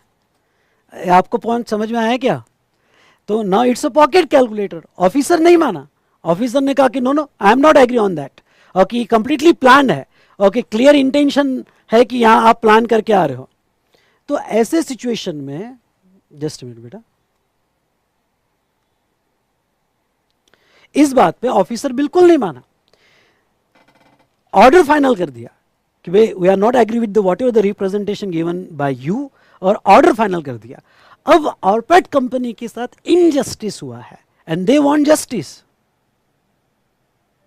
नहीं ब्लेजर का तो एग्जाम्पल मैंने ऐड किया, उन्होंने एग्जाम्पल में बताया था कि we can put in a big pocket. Okay so जहां तक देखा जाए, तो जहां तक देखा जाए यहां पे जो ऑर्डर है, ऑर्पेट कंपनी को कहना था कि ऑर्डर भाई जस्टिस नहीं मिला मेरे को। अब वो जस्टिस के पास किसके पास जाएगा, कोर्ट के पास। यहां ये ऑर्गन पिक्चर में आता है। मतलब जहां लॉ एम्बिग्यूअस है, जहां डिफरेंट इंटरप्रिटेशन आ सकते हैं, जहां लॉ क्लियर नहीं है तब इस जुडिशियल ऑर्गन का रोल बड़ा इंपॉर्टेंट हो जाता है। और यहाँ पे supreme court, high court, tribunal और अपीलेट अथॉरिटी, कमीशन अपील कि ये पिक्चर में आते हैं। ये समझ में आया केस आपको? इंपॉर्टेंस। सर तो आखिरी में हुआ क्या? यहाँ पे आपका सवाल होगा कि सर आखिरी में हुआ क्या? आखिरी में बेटा सुप्रीम कोर्ट तक ये जब केस गई तो ये केस में यहाँ पे ये देखा गया, ध्यान से सुनिएगा, हाँ, देखा गया कि what is the general interpretation. ठीक है कि जब वर्ड डिफाइन नहीं होता है तो हार्मोनाइज कंस्ट्रक्शन, ओके, एक common understanding in a trade, ये लिया जाता है। और जब डिसाइड हुआ, जब देखा गया कि कॉमन अंडरस्टैंडिंग जो है, ओके, ये बड़े कैलकुलेटर की पॉकेट कैलकुलेटर नहीं है, तो कोर्ट ने कहा कि नो, ये बिग कैलकुलेटर पॉकेट कैलकुलेटर नहीं है एज पर कॉमन अंडरस्टैंडिंग। हाँ ठीक है कि इसके ऊपर पेनल्टी नहीं लगेगी, इंटरेस्ट नहीं लगेगी, क्योंकि ये जो है अलग अलग इंटरप्रिटेशन दे रहा था, इसलिए फ्रॉड नहीं है, लेकिन टैक्स तो देना पड़ेगा। तो जहाँ तक देखिएगा यहाँ पे कंक्लूड यही हुआ कि big calculator is not a pocket calculator. चलिए, तो ये हमने देखा, ये पूरी हिरार्की देखी। तो एक बार 2 मिनट में यहाँ देख लेते हैं हिरार्की। ओके, ये जस्ट आपके नॉलेज के लिए, और मैंने जैसे एक्सप्लेन किया एक थोड़ा बहुत केस स्टडी में ये समझाने की कोशिश की तो केस कैसी लड़ी जाती है और केस कोर्ट तक कैसी जाती है ना। आ जाइए। तो यहाँ पे हमने देखा law making organ, administrative organ and judicial interpretive organ. अब इसके बेस पे फटाफट टैक्स हिरार्की जो है, ये टैक्स हिरार्की हम यहाँ पे लिख लेंगे। नोट्स में आ जाओ, मेरे साथ आपको लिखना है कॉन्स्टिट्यूशन ऑफ इंडिया। ओके, लिखो यहाँ पे, it is a supreme law,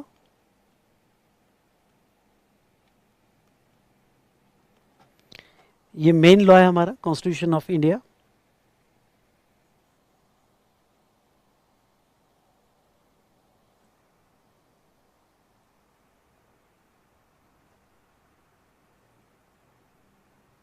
ठीक है, सेकेंड पॉइंट लिखो,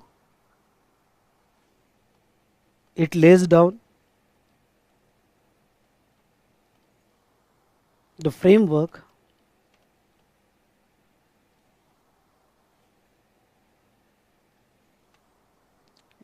defining fundamentals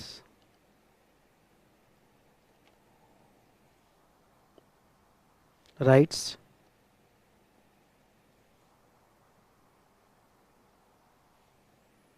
fundamental rights and duties of citizen.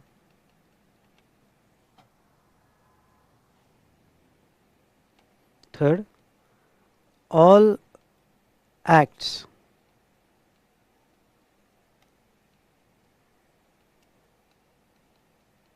emanates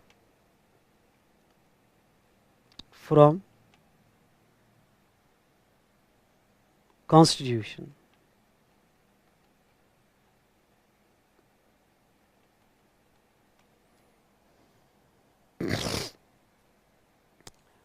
all acts eminent from constitution.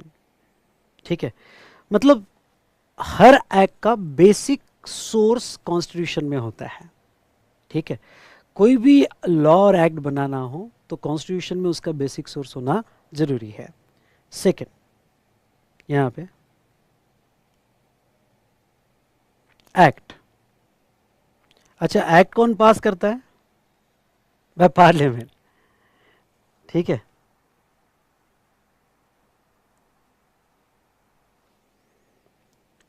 Parliament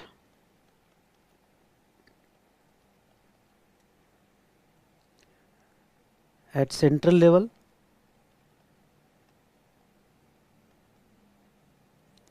and legislature of state, मतलब विधानसभा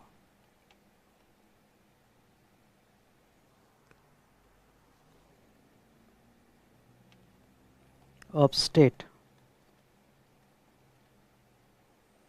at state level legislature of state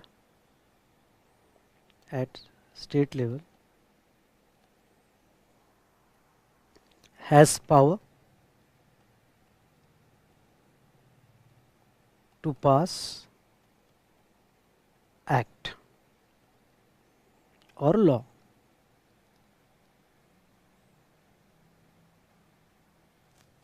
ठीक है. Now act बनाने का power parliament at central level और legislature of state at state level इनके पास है. ठीक है, तो एक्ट पार्लियामेंट बनाता है. अच्छा, नेक्स्ट अगर हम देखें तो ये तो आपको पता है, थोड़ा एक बेसिक ले लेता हूँ. ये कैसा पढ़ोगे? सेक्शन 4(3)(1)(a) कैसा पढ़ोगे? तो section 4 subsection 3 clause 1. Clause generally small Roman में होता है. ओके, स्मॉल रोमन में होगा या स्मॉल अल्फाबेट्स में होगा. Okay, clause and sub clause यहाँ पे ये सेक्शन. अब नेक्स्ट बहुत सी बार सेक्शन में प्रोविजो होती है. What do mean by proviso बेटा? प्रोविजो किस लिए होती है, कोई बताएगा?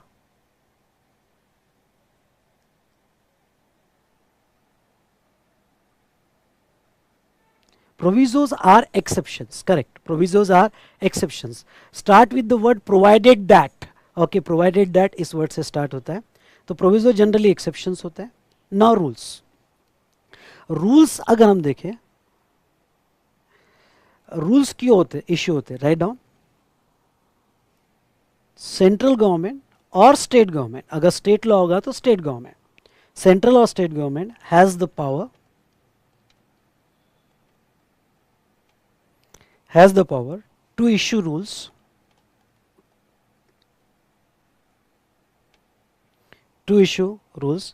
for, ये बहुत इंपॉर्टेंट वर्ड है, use red pen, for proper and effective implementation of law. For proper and effective implementation of law. Proper and effective implementation of law.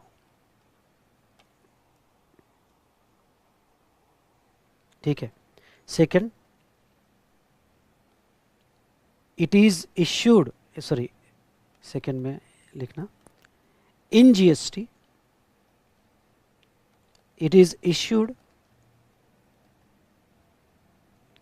in GST issued on recommendation of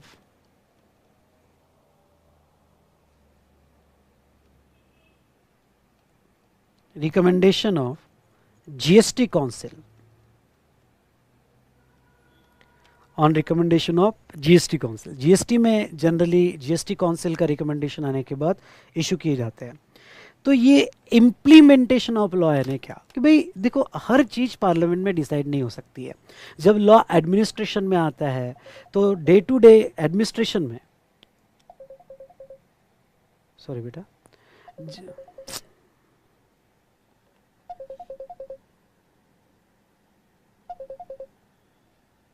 ठीक है, जब law बेटा administration में आता है तो बहुत से ऐसे प्रैक्टिकल इश्यूज सामने आते हैं. तो तब हम हर प्रैक्टिकल इशू के लिए जो है यहाँ पे सेक्शन, सबसेक्शन या एक्ट पार्लियामेंट में पास नहीं कर सकते हैं.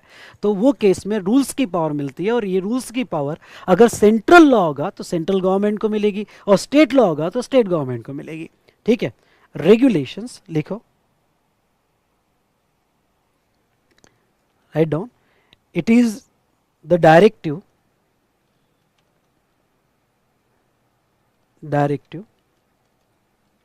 made by CBIC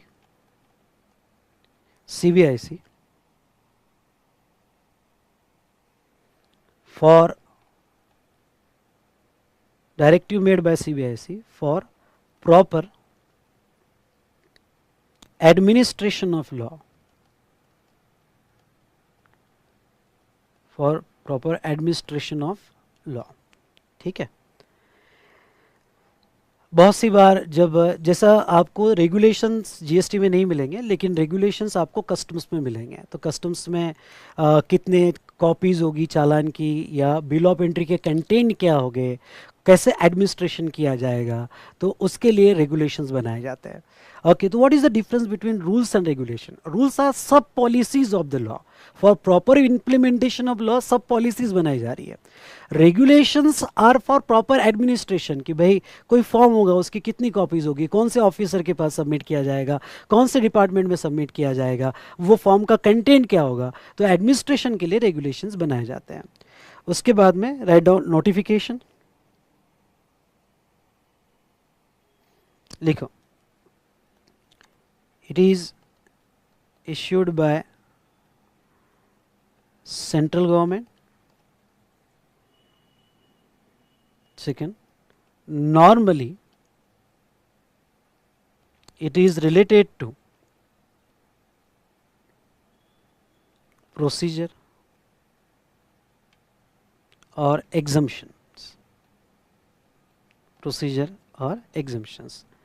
तो नोटिफिकेशन जो है सेंट्रल गवर्नमेंट या स्टेट गवर्नमेंट, सेंट्रल गवर्नमेंट या स्टेट गवर्नमेंट, और प्रोसीजर या एग्जाम्शन से रिलेटेड होता है। एंड सर्कुलर्स, ये तो जीएसटी में बहुत आएंगे, सीबीआईसी सर्कुलर्स, यानी जीएसटी पूरा सर्कुलर से ही भरा हुआ है। व्हाट आर द सर्कुलर्स या इंस्ट्रक्शन, लिखो,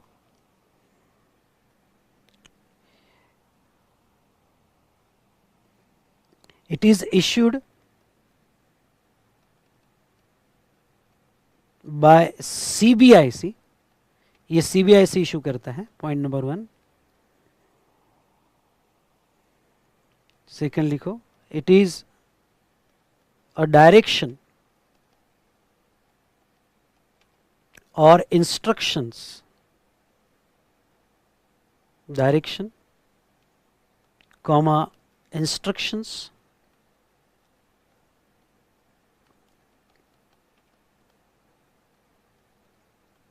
or clarifications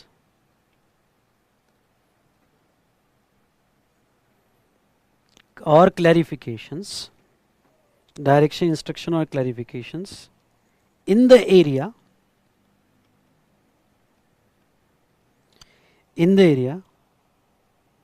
where law is ambiguous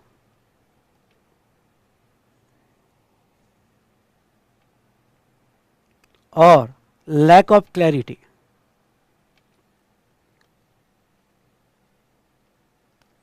and third, it is binding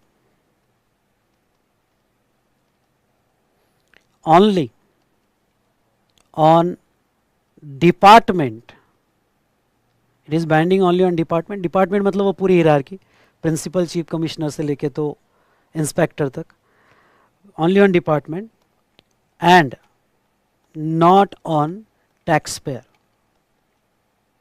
not on taxpayer। यानी क्या टैक्सपेयर इसको चैलेंज कर सकता है? तो यस, टैक्सपेयर इसको चैलेंज कर सकता है। ये डिपार्टमेंट पे बाइंडिंग होता है, टैक्सपेयर पे नहीं। जैसे जीएसटी में बहुत सी जगह, सप्लाई चैप्टर में बहुत सी जगह हम सर्कुलर देखेंगे कि एजेंट के प्रोविजंस कहाँ अप्लीकेबल हो गए, क्योंकि वहाँ लॉ एम्बिग्यूअस था, या फिर एग्जम्पशंस में रेसिडेंशियल ड्वेलिंग यानी क्या, या यहाँ पे रिवर्स चार्ज में, ओके, रिवर्स चार्ज में डायरेक्टर के केस में रिवर्स चार्ज कब लगता है। तो ऐसे बहुत सारे क्लैरिफिकेशंस एंड इंस्ट्रक्शन डिपार्टमेंट ने इशू किया, क्योंकि लॉ वहाँ एम्बिगियस हुआ या क्लियर नहीं था, उसके बहुत अलग अलग इंटरप्रिटेशंस निकल रहे थे। तो वो केस में department circular, CBIC circular issue करता है। तो इस तरह से हमने यहाँ पे पूरी हिरार्की देखी। ओके, तो चलिए, ओके, यहाँ जहाँ तक देखते हैं, कॉन्स्टिट्यूशन ऑफ इंडिया ये कौन पास करता है? ये कोई पास नहीं करता। इट वॉज पास ऑन 26 जनवरी 1950। ठीक है, ये सुप्रीम लॉ है। सारे एक्ट्स इससे निकलते हैं, इसमें उसका बेसिक प्रिंसिपल होता है, बेसिक ऑब्जेक्ट होता है। एक्ट, एक्ट कौन बनाता है? पार्लियामेंट या लेजिस्लेचर ऑफ स्टेट। ये in the house of parliament ये एक्ट पास करवाते हैं। यहाँ पे next rules, rules sub policies होती है for proper implementation of law. Regulation CBIC बनाता है। नोटिफिकेशन सेंट्रल गवर्नमेंट इशू करती है, रूल्स भी सेंट्रल गवर्नमेंट ही इशू करती है। और यहाँ पे सर्कुलर मोस्टली सीबीआईसी ऑन, और जीएसटी में on recommendation of GST council CBIC ये सर्कुलर्स इशू करता है। तो चलिए ओके, तो ये हमने बेसिक देखा regarding to tax hierarchy. Done done done done done, यहां तक क्लियर? सभी को क्लियर है? क्लियर है तो सीएल टाइप करो फटाफट। यहां तक सभी को क्लियर होगा तो सीएल टाइप करो।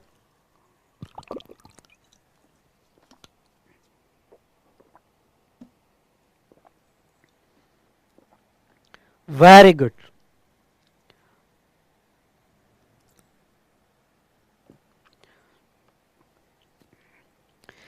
सर एग्जाम के लिए keep in priority B, keep in priority B.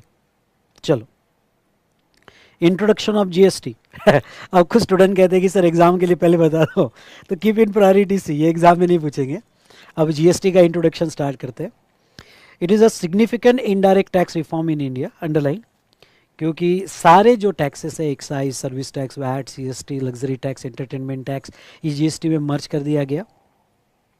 GST and VAT often use interchangeably. GST nothing but एक वैट है। Okay, tax only on value addition, इसमें भी आपको क्रेडिट्स मिलते हैं। Input tax credit output tax के अगेंस्ट में मिलते हैं।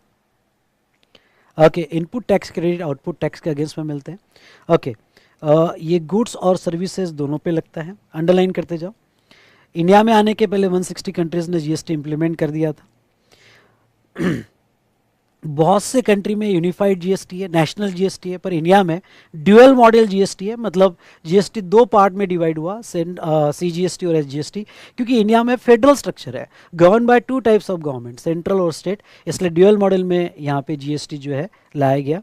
जीएसटी लाने के लिए हमारा कॉन्स्टिट्यूशन अमेंड किया गया, 122nd अमेंडमेंट हुई, ये याद रखना। 122 एमसीक्यू में पूछा जा सकता है। 122nd अमेंडमेंट हुई और जीएसटी लाया गया। ओके, और यहाँ पे हमारा 122nd बिल पास हुआ फॉर अमेंडमेंट। ओके, बिल था 122nd, और हमारा कॉन्स्टिट्यूशन जो अमेंड हुआ वो 101st जो है, ओके, अमेंडमेंट होकर जीएसटी लाया गया। उसका पूरा फ्लो चार्ट मैंने यहाँ दिया है, आप देख सकते हो। Okay, now next again keep in priority C, taxes to be subsume in GST. GST में कौन कौन से टैक्सेस सब्स्यूम हुए, तो एक लिस्ट मैंने बनाई है साइड में। सेंट्रल ने अपने टैक्सेस सब्स्यूम किए, स्टेट ने अपने टैक्सेस सब्स्यूम किए। ये इंटर लेवल पे इंपॉर्टेंट क्वेश्चन था, पर फाइनल लेवल पे नहीं है, पर तुम्हारे बेसिक चैप्टर में दिया है, इसलिए मैं कवर कर रहा हूँ। Okay, central excise duty, additional duties of excise duty levied under medicinal and toilet preparation, additional duties of customs, service tax, CST और सरचार्ज। सेंट्रल वालों ने इतने जो भी एक्साइज रिलेटेड लॉ थे और कस्टम का एसीडी, एडिशनल कस्टम ड्यूटी जो है, इसमें ये मर्ज किया गया। सर्विस टैक्स मर्ज हुआ, स्टेट लेवल के बहुत सारे टैक्सेस मर्ज हुए, जैसे स्टेट वैट था, परचेस टैक्स, एंटरटेनमेंट टैक्स, लेकिन इसको हाईलाइट करना, ये एक इंपॉर्टेंट एडजस्टमेंट्स है। ओके, इसको हाईलाइट करना, other than those levied by local body. हाँ, अभी सिर्फ हाईलाइट करके रखो, other than those levied by local body. बाकी एंटरटेनमेंट टैक्स जीएसटी में मर्ज हो गए। लग्जरी टैक्स, उसके बाद में okay, entry tax, taxes on lottery betting and gambling. भाई साहब, लॉटरी बेटिंग गैमलिंग पे तो बहुत अच्छा स्पेशल डिस्कशन है अभी जीएसटी में। ओके, मैं पूरी आपको हिस्ट्री, एक बार जीएसटी चालू तो होने दो, ऐसी ऐसी आपको हिस्ट्री और केस स्टडीज बताऊंगा, मजा आएगा आपको जीएसटी पढ़ने में। Taxes on lottery betting and gambling, taxes on advertisement, surcharge and cess, ऐसे बहुत सारे छोटे छोटे टैक्स को ओके एक साथ कंबाइन कर दिया गया और उसको एक नाम दिया गया कि भाई छोटे खत्म कर दो सारे टैक्सेस। और जीएसटी ड्यूअल मॉडल में आया, सीजीएसटी और एसजीएसटी। ओके, और अगर यूनियन टेरिटरी है तो यूटीजीएसटी। और आपका अगर इंटरस्टेट सप्लाई है, आई रिपीट, अगर आपका इंटरस्टेट सप्लाई है तो वो केस में आपको आईजीएसटी लगता है। अगेन एक छोटा सा बेसिक बता दूं, समझ लो जीएसटी का रेट 18% है, तो जीएसटी का रेट अगर 18% है तो आपको 50% जीएसटी लगाया जाएगा, मतलब सी जीएसटी 9%, और एस जीएसटी अगर आप स्टेट में हो तो एस जीएसटी, और यूटी जीएसटी अगर आप यूनियन टेरिटरी में हो तो वो 9% लगाया जाएगा।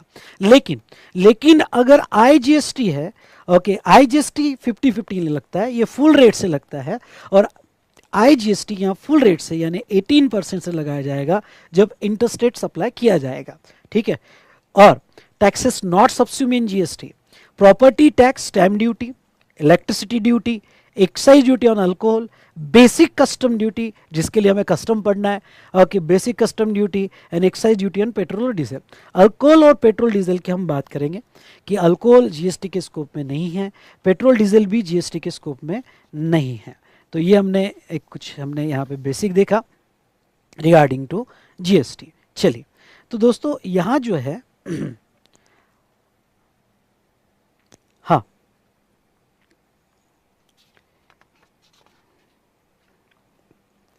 हमने कितने टैक्सेस सब्सिडी हुए और क्या हुए ये डिस्कशन किया। अब आ जाओ प्रिंसिपल्स ऑफ जीएसटी, ठीक है। ये प्रिंसिपल अभी मैं बेसिक लेवल पे एक्सप्लेन करूंगा, पर जैसे जैसे जीएसटी लॉ आगे बढ़ेगा मैं आपको रिकॉल करके भी दूंगा, और इंटर लेवल पे भी आपने पढ़े होंगे। जीएसटी जो है पहला प्रिंसिपल, ये डेस्टिनेशन बेस्ड टैक्स है। I repeat, GST destination based tax है। अब सर डेस्टिनेशन बेस्ड टैक्स क्या होता है? मतलब जो डेस्टिनेशन पे सप्लाई हुआ, सेल हुआ, उस डेस्टिनेशन की गवर्नमेंट 50% रेवेन्यू कलेक्ट करेगी, क्योंकि 50% सेंट्रल लेता है, 50% स्टेट लेता है। समझ लो आपने कोई सेल किया महाराष्ट्र के अंदर, जिसे हम इंट्रास्टेट सप्लाई कहते हैं, तो इंट्रास्टेट सप्लाई होगा तो 50% सेंट्रल लेगा और रिमेनिंग 50% स्टेट लेगा, ओके। और कौन सा स्टेट लेगा? तो महाराष्ट्र में सेल हुआ, डेस्टिनेशन महाराष्ट्र है, तो ये सिचुएशन में ओके 50% का रेवेन्यू महाराष्ट्र गवर्नमेंट को होगा। और एक बात बता दूं, समझ लो आपका सेल महाराष्ट्र से गुजरात हो रहा है, आपका सेल महाराष्ट्र से गुजरात होगा, सेलर महाराष्ट्र, बायर गुजरात में है, तो बताओ कौन सा टैक्स लगेगा? अगर सप्लाई होता है तो यस बताओ, ये तो बहुत बेसिक है, कौन सा टैक्स लगेगा? आईजीएसटी। आईजीएसटी फुल रेट से लगेगा, समझ लो 18%, और 18% यहाँ फुल रेट से लगेगा। अब जो मैं कह रहा हूँ वो ध्यान से सुनना, ये जो 18% फुल रेट से लगेगा दोस्तों, ये पूरा पेमेंट कॉमन पोर्टल पे सेंट्रल गवर्नमेंट को जाता है। 18% पूरा पेमेंट कॉमन पोर्टल पे सेंट्रल गवर्नमेंट के अकाउंट में जाता है, और सेंट्रल गवर्नमेंट 18% कलेक्ट करने के बाद इसका 50%, आई रिपीट, जो उन्होंने कलेक्शन किया 18%, इसका 50% वो गुजरात गवर्नमेंट को देती है। इवन दो सेल महाराष्ट्र से हुआ, सुनना, इवन दो सेल महाराष्ट्र से हुआ, लेकिन वो जो रेवेन्यू शेयर करेगी, आईजीएसटी का रेवेन्यू शेयर होता है, पर वो रेवेन्यू डेस्टिनेशन स्टेट के साथ होता है, which is the destination state Gujarat, तो उसका 50% गुजरात को मिलता है, महाराष्ट्र को नहीं। क्यों? क्योंकि अगर गुजरात को आईजीएसटी का पैसा दिया तो गुजरात आगे, ये बंदा जो आगे गुजरात में सेल करेगा, समझ लो ये गुजरात में आगे सेल कर रहा है, may be CGST, may be SGST लग रहा है, या मे बी आईजीएसटी लग रहा है, तो ये जो आईजीएसटी लग गया है इसको क्रेडिट मिल जाता है आगे।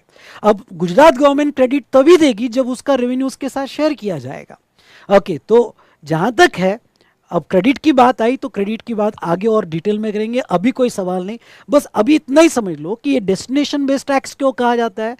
पहला, अगर इंट्रास्टेट सप्लाई होता है तो जो डेस्टिनेशन पे सप्लाई हुआ उस डेस्टिनेशन को यहाँ 50% का एसजीएसटी और यूटीजीएसटी फॉर्म में रेवेन्यू मिलता है, और इंटरस्टेट सप्लाई होता है महाराष्ट्र से गुजरात, तो ये सिचुएशन में कलेक्शन पूरा सेंट्रल गवर्नमेंट करेगी, लॉ आईजीएसटी का सेंट्रल बनाएगी, और जो कलेक्शन किया उसका 50% गुजरात गवर्नमेंट को दिया जाता है, सो दैट गुजरात गवर्नमेंट आगे उसको क्रेडिट दे, इसलिए ये डेस्टिनेशन बेस्ड टैक्स कहा जाता है।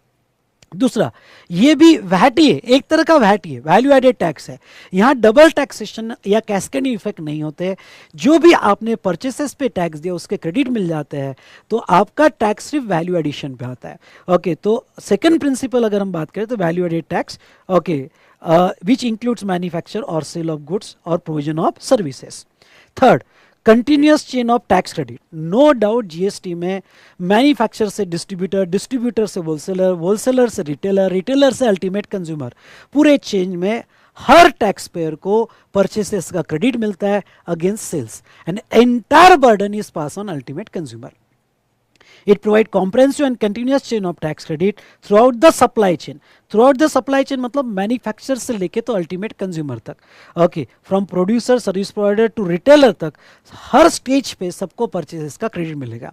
जीएसटी क्रेडिट अलाउड है. E supply chain can claim a credit of such GST paid on their purchases offsetting it against GST, okay, that they are payable on goods और services.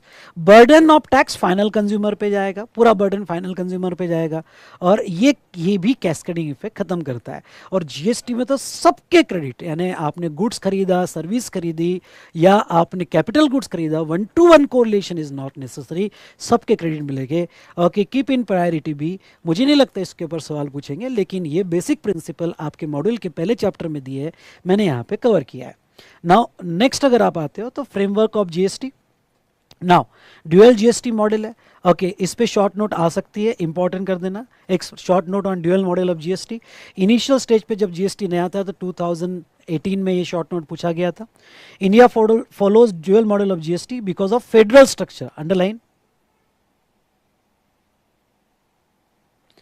Federal structure की वजह से dual model में GST आया.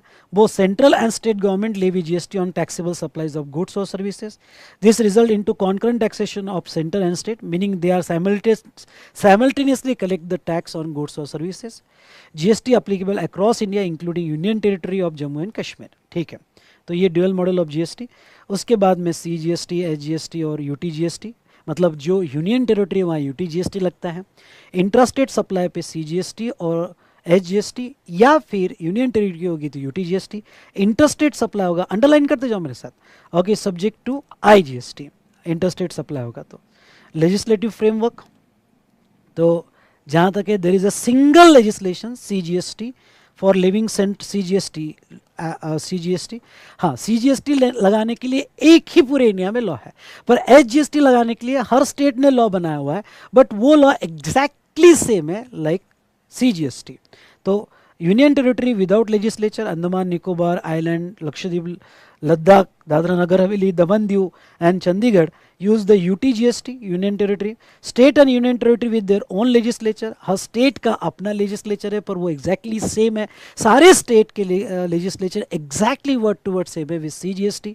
Despite multiple each GST legislation, key aspect like chargeability, definitions, classification, valuation, tax collection procedure uniform across all HGST laws. ठीक है, चलिए. And GST compensation cess, जो स्टूडेंट सीएमए कर रहे हैं, सीएस कर रहे हैं, उनके लिए शॉर्ट नोट इंपॉर्टेंट है, एक बार पूछी गई है. जीएसटी कंपेंसेशन सेस क्या होता है? देखो, जब जीएसटी के लाने के बारे में सोच रहे थे तो कुछ स्टेट को ऐसा लग रहा था कि हमें लॉस होगा. और क्यों? क्योंकि जीएसटी में जो है पहले सर्विस टैक्स से क्रेडिट वैट में नहीं मिलते थे, या वैट के क्रेडिट सर्विस टैक्स में नहीं मिलते थे, लेकिन अब जीएसटी आने के बाद तो पूरा क्रेडिट मिलेगा. पूरा क्रेडिट मिलेगा तो ऐसे सिचुएशन में लॉस हो सकता है, स्पेशली जो कंज्यूमर स्टेट है, प्रोड्यूसर स्टेट नहीं है. तो फिर गवर्नमेंट ने, क्योंकि जीएसटी तो सारे स्टेट को एक साथ लाना था, तो गवर्नमेंट ने एक एश्योरेंस दिया कि जो भी स्टेट को लॉस होगा उसके लिए सेंट्रल गवर्नमेंट कंपेंसेट करेगी. पर कंपेंसेशन के लिए सेंट्रल गवर्नमेंट पैसा कहाँ से लाएगी? तो ये जो पैसा लाएगी, तो गवर्नमेंट ने कुछ लग्जरियस आइटम्स या public dominated goods like cigarette हुए, या फिर यहाँ पे टोबैको हुआ, तो ऐसे कुछ आइटम्स पे एक्स्ट्रा जीएसटी लगाया, या लग्जरी आइटम जिसमें लग्जरी कार्स वगैरह है, एक्स्ट्रा जीएसटी लगाए गए, यानी in addition to basic GST उनके ऊपर एक्स्ट्रा जीएसटी लगाए गए. और वो एक्स्ट्रा जीएसटी का पैसा जो कलेक्ट होगा, वो एक्स्ट्रा जीएसटी का पैसा उन स्टेट में बांटा जाएगा जिनको लॉस हुआ. तो जीएसटी कंपेंसेशन, ठीक है, GST compensation cess is impose under goods and service tax compensation to state cess act. Okay, नाम तो बड़ा है, goods and service tax compensation to state cess act 2017 as specified rates. It applies to luxury items and demerit goods, underline करना. बहुत कुछ luxury items, ये सभी goods पे नहीं लगता है. जो लग्जरी आइटम्स है या जो पब्लिकली डोमिनेटेड गुड्स है, जिसे डीमेरिट गुड्स कहा जाएगा, उसके ऊपर लगा जाएगा, like paan masala, tobacco, aerated water, motor cars. Okay, compensation is applicable to both intrastate and interstate supplies. aim at compensating the state for revenue loss due to GST implementation. Initially it was imposed for 5 years, लेकिन अब वो extend होते जा रहा है. पहले तो ऐसा कहा था कि 5 साल के लिए लगाएंगे, बाद में बंद कर देंगे, लेकिन एक्सटेंशन चलते रहता है, इंडिया की आदत है. तो एक ये स्ट्रक्चर हमने यहाँ पे देखा. हाँ, अब देखो क्या है कि इसमें यहाँ पे जहाँ जहाँ भी मैंने क्वेश्चनर के रेफरेंस क्वेश्चंस लिए हैं, तो वो मैं आगे कवर करूँगा. ओके, अभी आज जो है इतना ही, ये सेशन में इतना ही कवर करते हैं. ओके, और इसके आगे और very very important session, miss मत करना, बहुत कुछ इंपॉर्टेंट बातें मैं पढ़ाने वाला हूँ, तो ये हम लेंगे नेक्स्ट सेशन में. सो आई होप आज का बेसिक तक कुछ ऐसा खास समझने लायक नहीं था, लेकिन सबको समझ में आया होगा. आया कि नहीं आया? यस और नो? तो जोर से बोलिए यस सर. इलेक्ट्रिसिटी पे स्टेट वाले नहीं माने बेटा, इसलिए जीएसटी नहीं है. स्टेट वाले रेडी नहीं हुए थे. इसको बिजनेस टैक्स भी कहा जाता है जीएसटी को, या कंजम्पशन बेस्ड टैक्स भी कहा जाता है. ठीक है. So next session is very very important. सभी बंधनों को तोड़ के आपको आना है. ठीक है. तो चलिए आज का सेशन यहाँ एंड करते हैं. अब अगर किसी को डिफिकल्टी है, कुछ प्रॉब्लम है, तो वैसे तो टेलीग्राम ग्रुप में डाल रहा है, लेकिन अगर किसी को प्रॉब्लम है तो मुझे ऑर्डर आईडी अपना आप लिख सकते हो, मेरी टीम इस ऑर्डर कॉल कर देगी. तो आप फटाफट अपना ऑर्डर आईडी दीजिएगा और टाइमिंग भी दीजिएगा. कौन सा नोट चाहिए आपको? ये वाला चार्ट सभी तो लिखवा दिया ना मैंने. कौन सा चाहिए? ये तो मैंने ये भी लिखवा दिया आपको. क्यों नहीं लिखा आपने? जो लिखवा दिया उसका मैं फालतू शेयर नहीं करूँगा. मैंने स्पेसिफिक टाइम दिया है.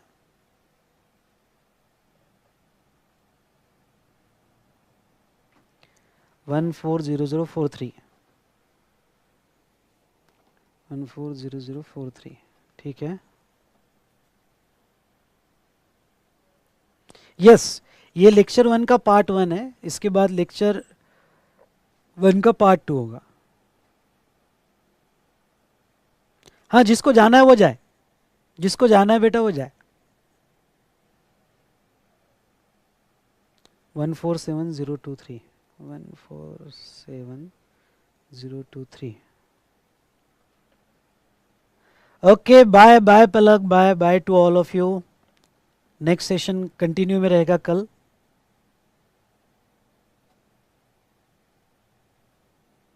नहीं बेटा, ये टाइमिंग ये रहेगा. टाइमिंग ये रहेगा.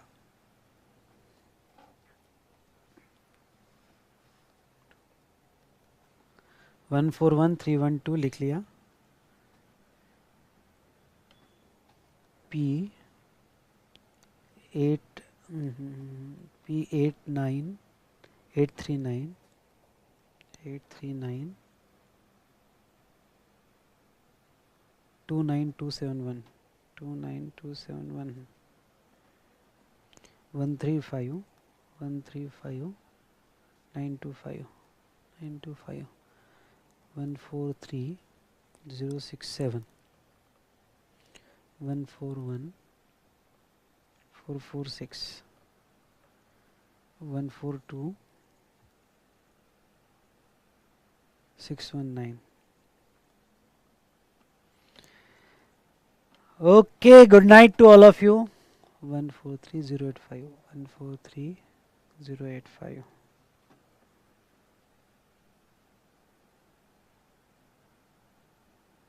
142. 2 बार बेटा.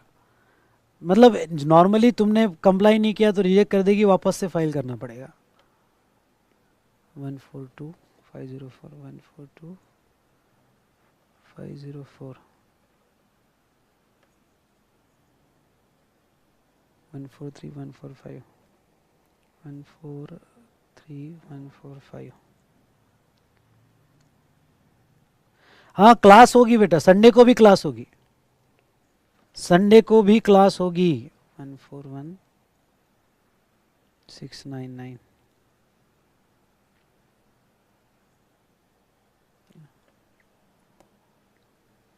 आ जाएगा बेटा, बुक आ जाएगा. 139. तब तक मैंने पीडीएफ तो दिया है ना आपको. 139861.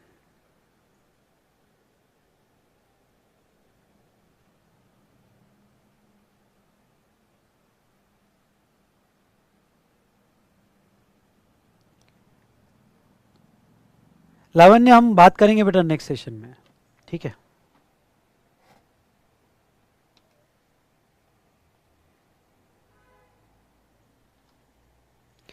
चलिए दोस्तों, तो आज का सेशन जो है यहीं एंड करते हैं।